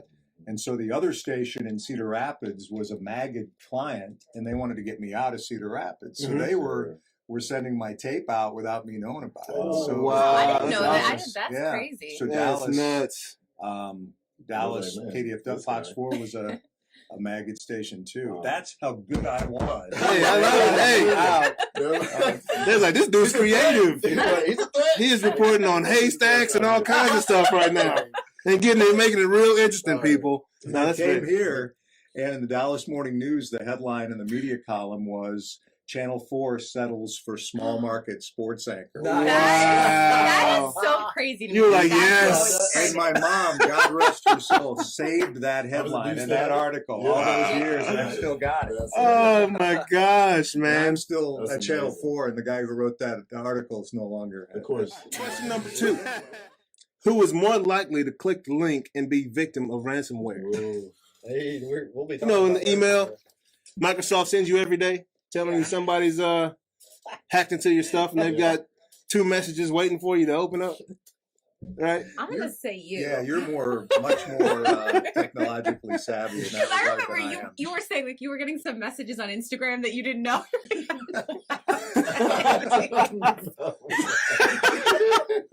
That face. And it's usually from like, you know, those accounts that are like spam or something. Oh, Mike yeah. would be like, why am I getting these? Like, I don't really. Yeah. Who's this naughty lady that's getting in touch with you? Yes. Yes. Naughty lady 546 or something. With their filthy mouth, saying these disgusting things to me. Yeah. Yeah, no, I've gotten a few of those. She needs to stop messaging us. That ain't cool at all. I'm gonna give her 3 or 4 chances. This is getting blocked. All right. You know, everybody want to know what Rae's take is, but hey, but man, this is Mr. Rae Edwards in the house, man. What's good? I was looking for somebody else to come through the door. Hey man, hey bro, hey man, you know, hey, I'm glad we saw you. You so fast, dog. It's hard to see this man at times, bro. Fly right by you like the Flash. Okay, let's turn that mic on. Okay.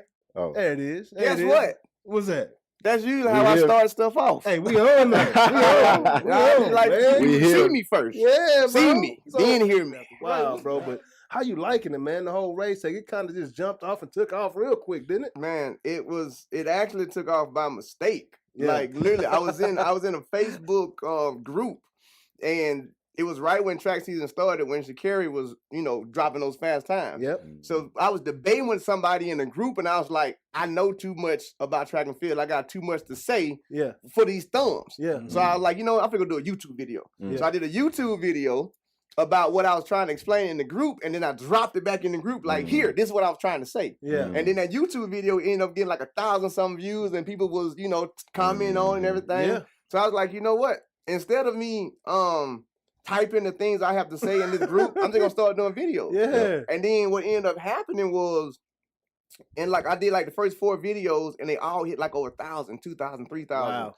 And the group that I was putting it in, they kind of had a problem with it because the track and field group. And they was like, you can't be in here promoting yada, yada, yada. I'm like, I'm not promoting nothing. I don't even make no money off this. I'm a long-winded person. I can't text it. Yeah. Long story short, they ended up kicking me out of that because a lot of people have reached out to me and said just that. Like, man, I never even really watched track, but after watching your show, now I'm starting to like actually watch track because I can understand it now. Yeah. And that was my whole reasoning for having Rae's take. I was like, nah, bro, like it's too much misinformation on track and field, and that's why as athletes of track and field, we don't get the sponsorships that we need. We don't get the love that we actually deserve because most people think that, like I told y'all when I was here on that show, people think that we train for the Olympics only, not understanding that we got like a whole season. So my whole thing was to bridge that gap to where, you know, people in America, because worldwide they know this.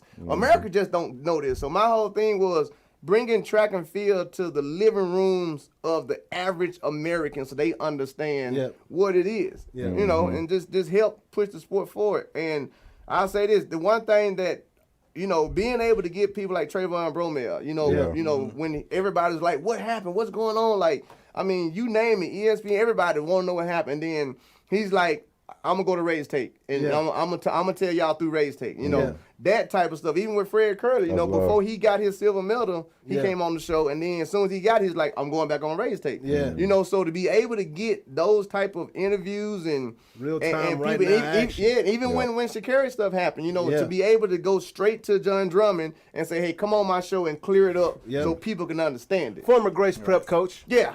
And you kind of just back in the day. On Rae's take, you either jack, which is, you know, you're a cool person, or you're a stupid.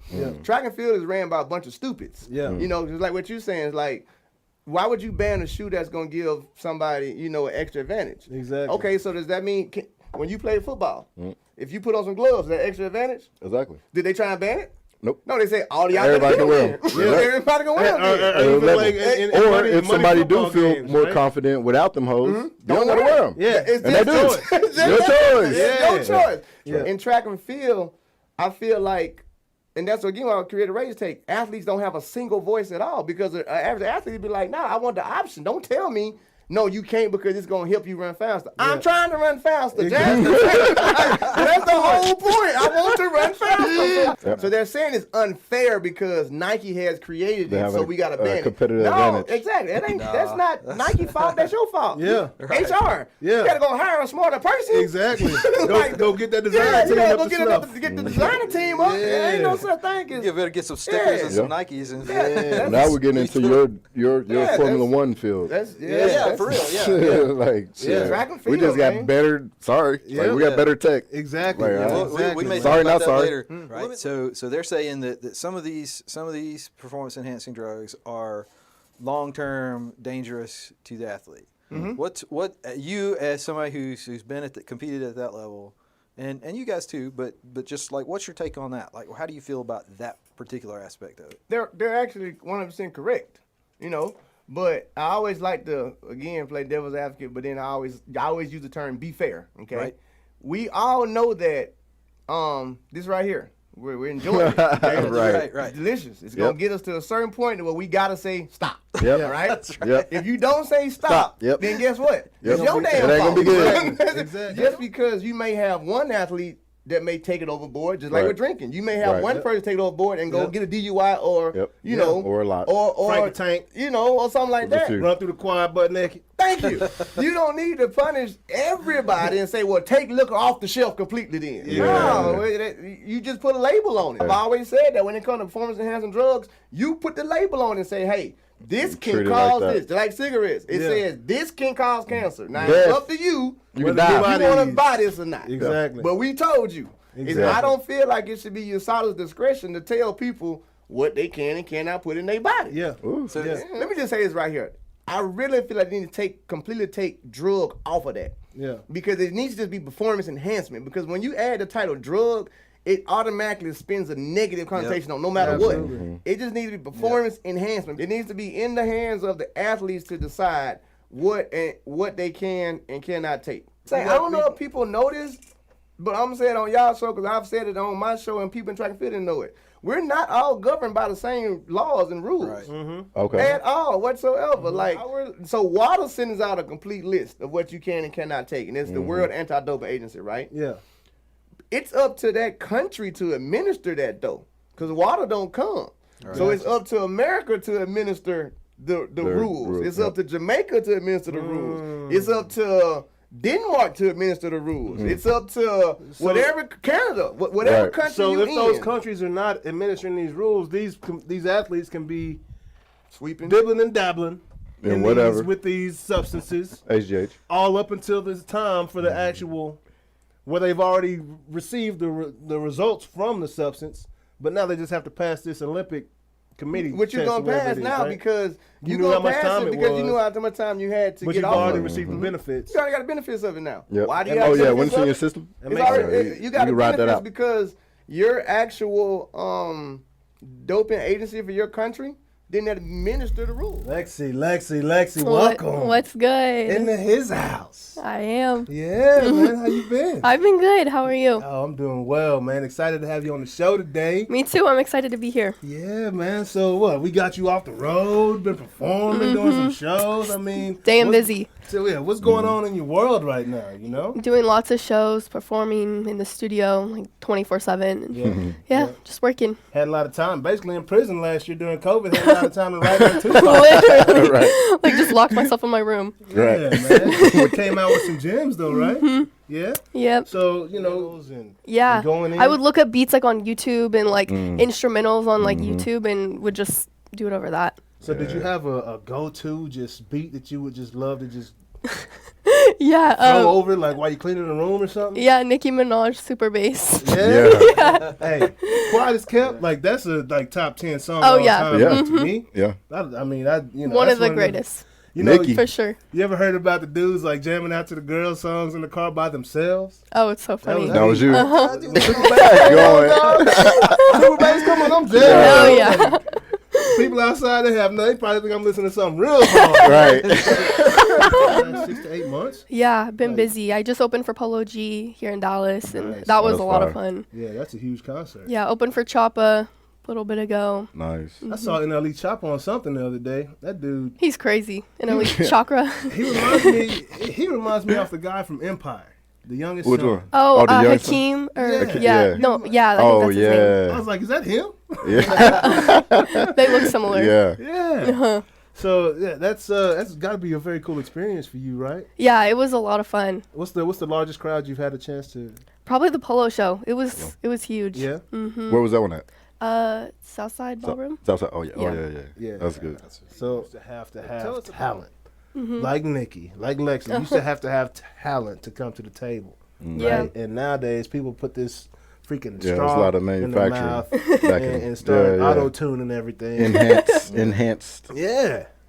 And then you Look go up. to a live show and it's like, bro, I could have done that. You know what I mean? People forgetting lyrics on stage. Yeah.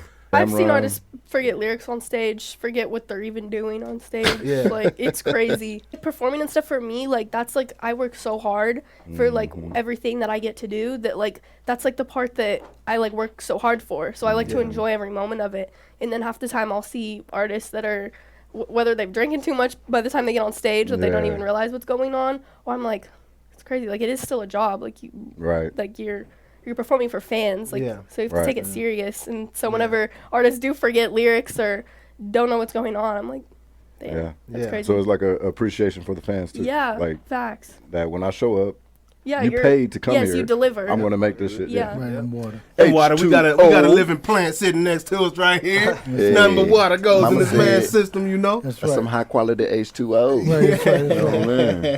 That's right. Yeah, man. So just been training your butt off, man. You've had quite a few fights. I mean, you've been training for a reason, right? Right. I've been having I had 4 fights. So I mean, 2 last week.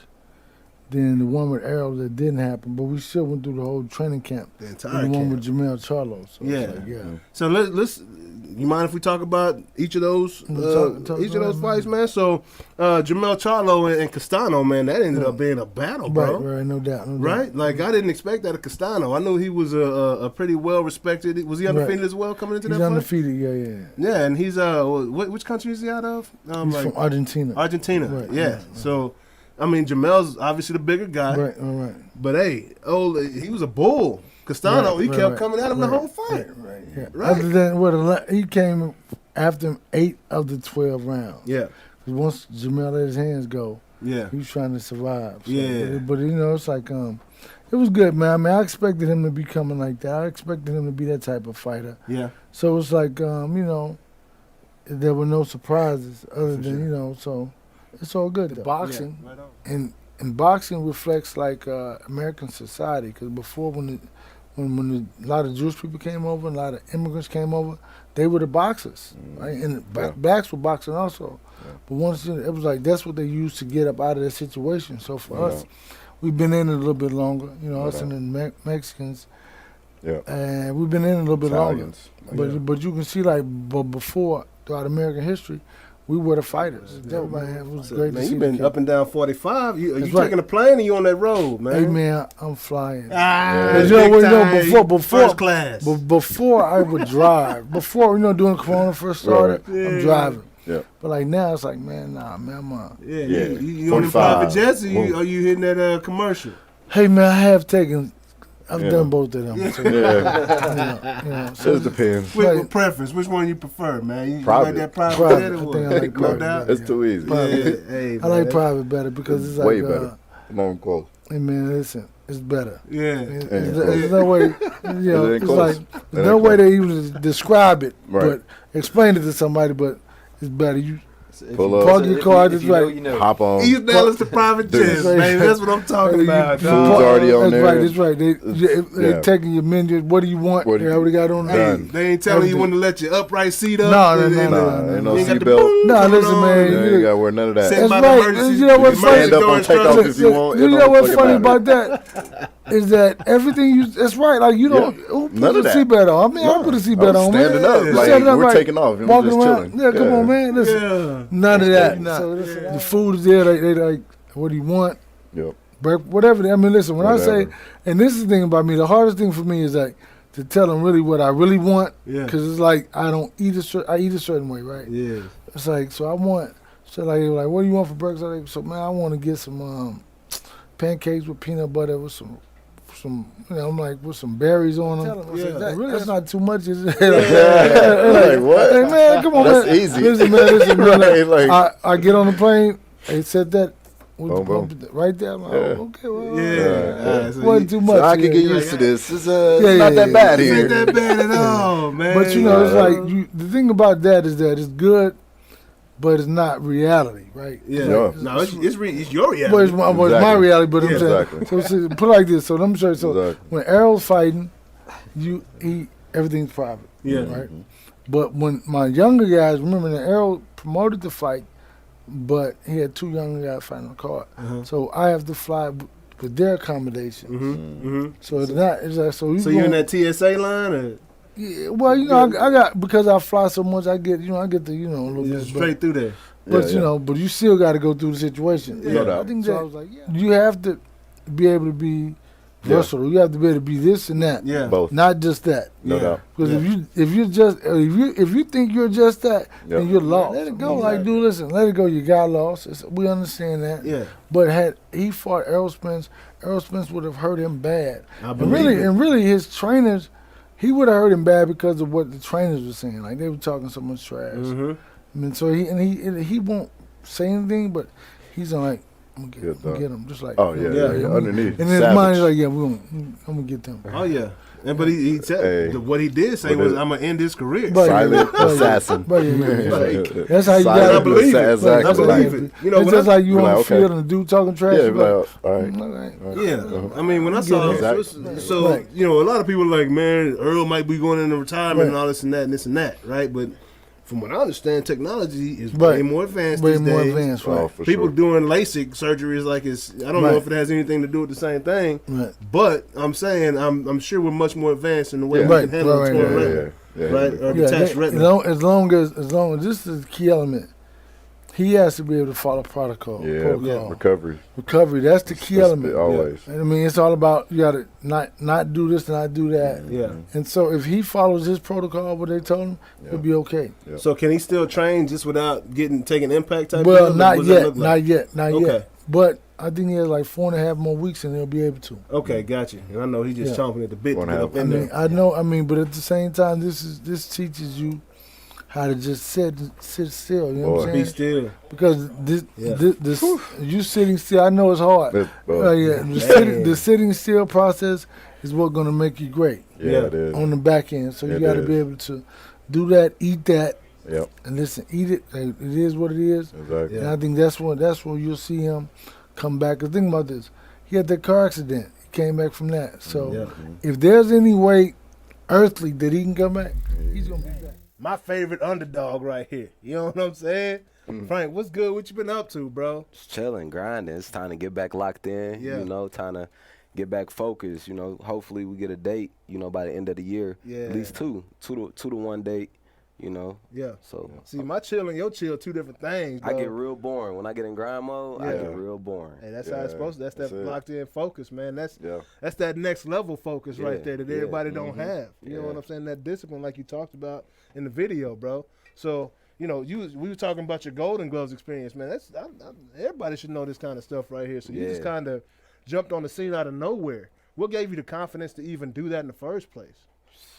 You thought you was ready? Somebody told you were ready, or what?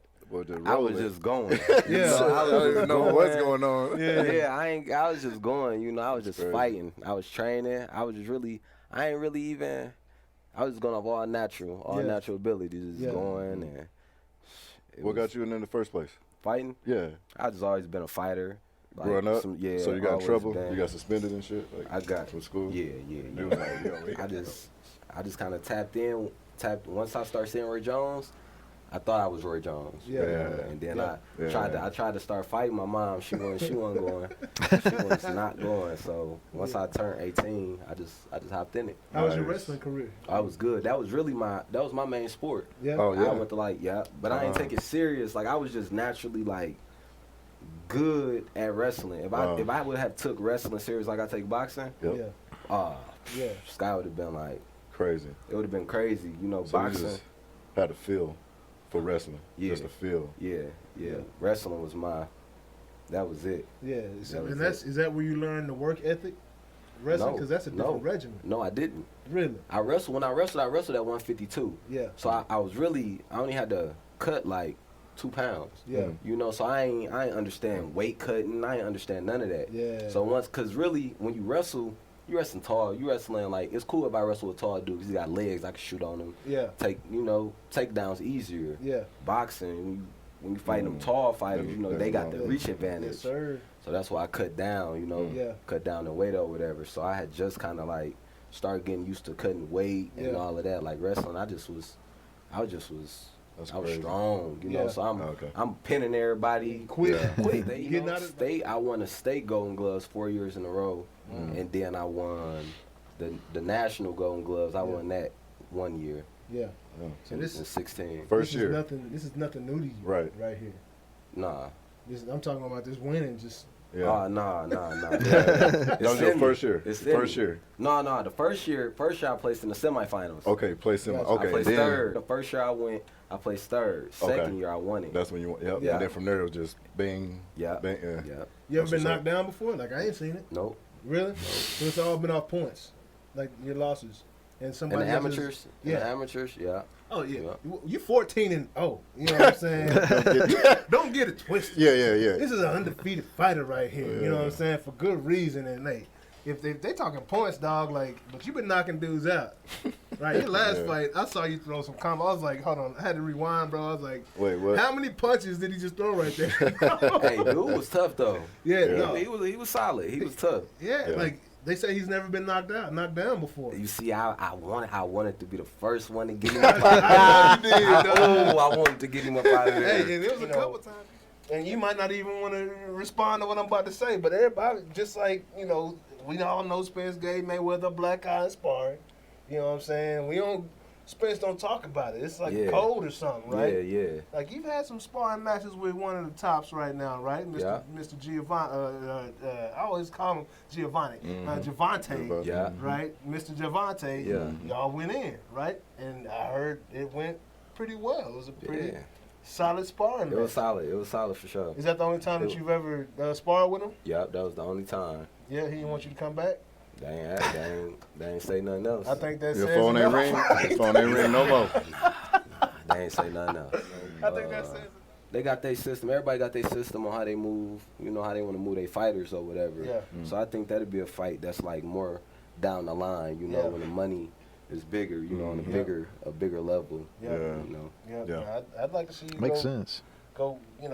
With all of them. Bro, quite honestly. Oh yeah. For sure. So what does that path look like for you? I mean, 14-0 is a dang good record. At what point do you feel that you'll have that opportunity? I feel like I'm gonna have an opportunity before.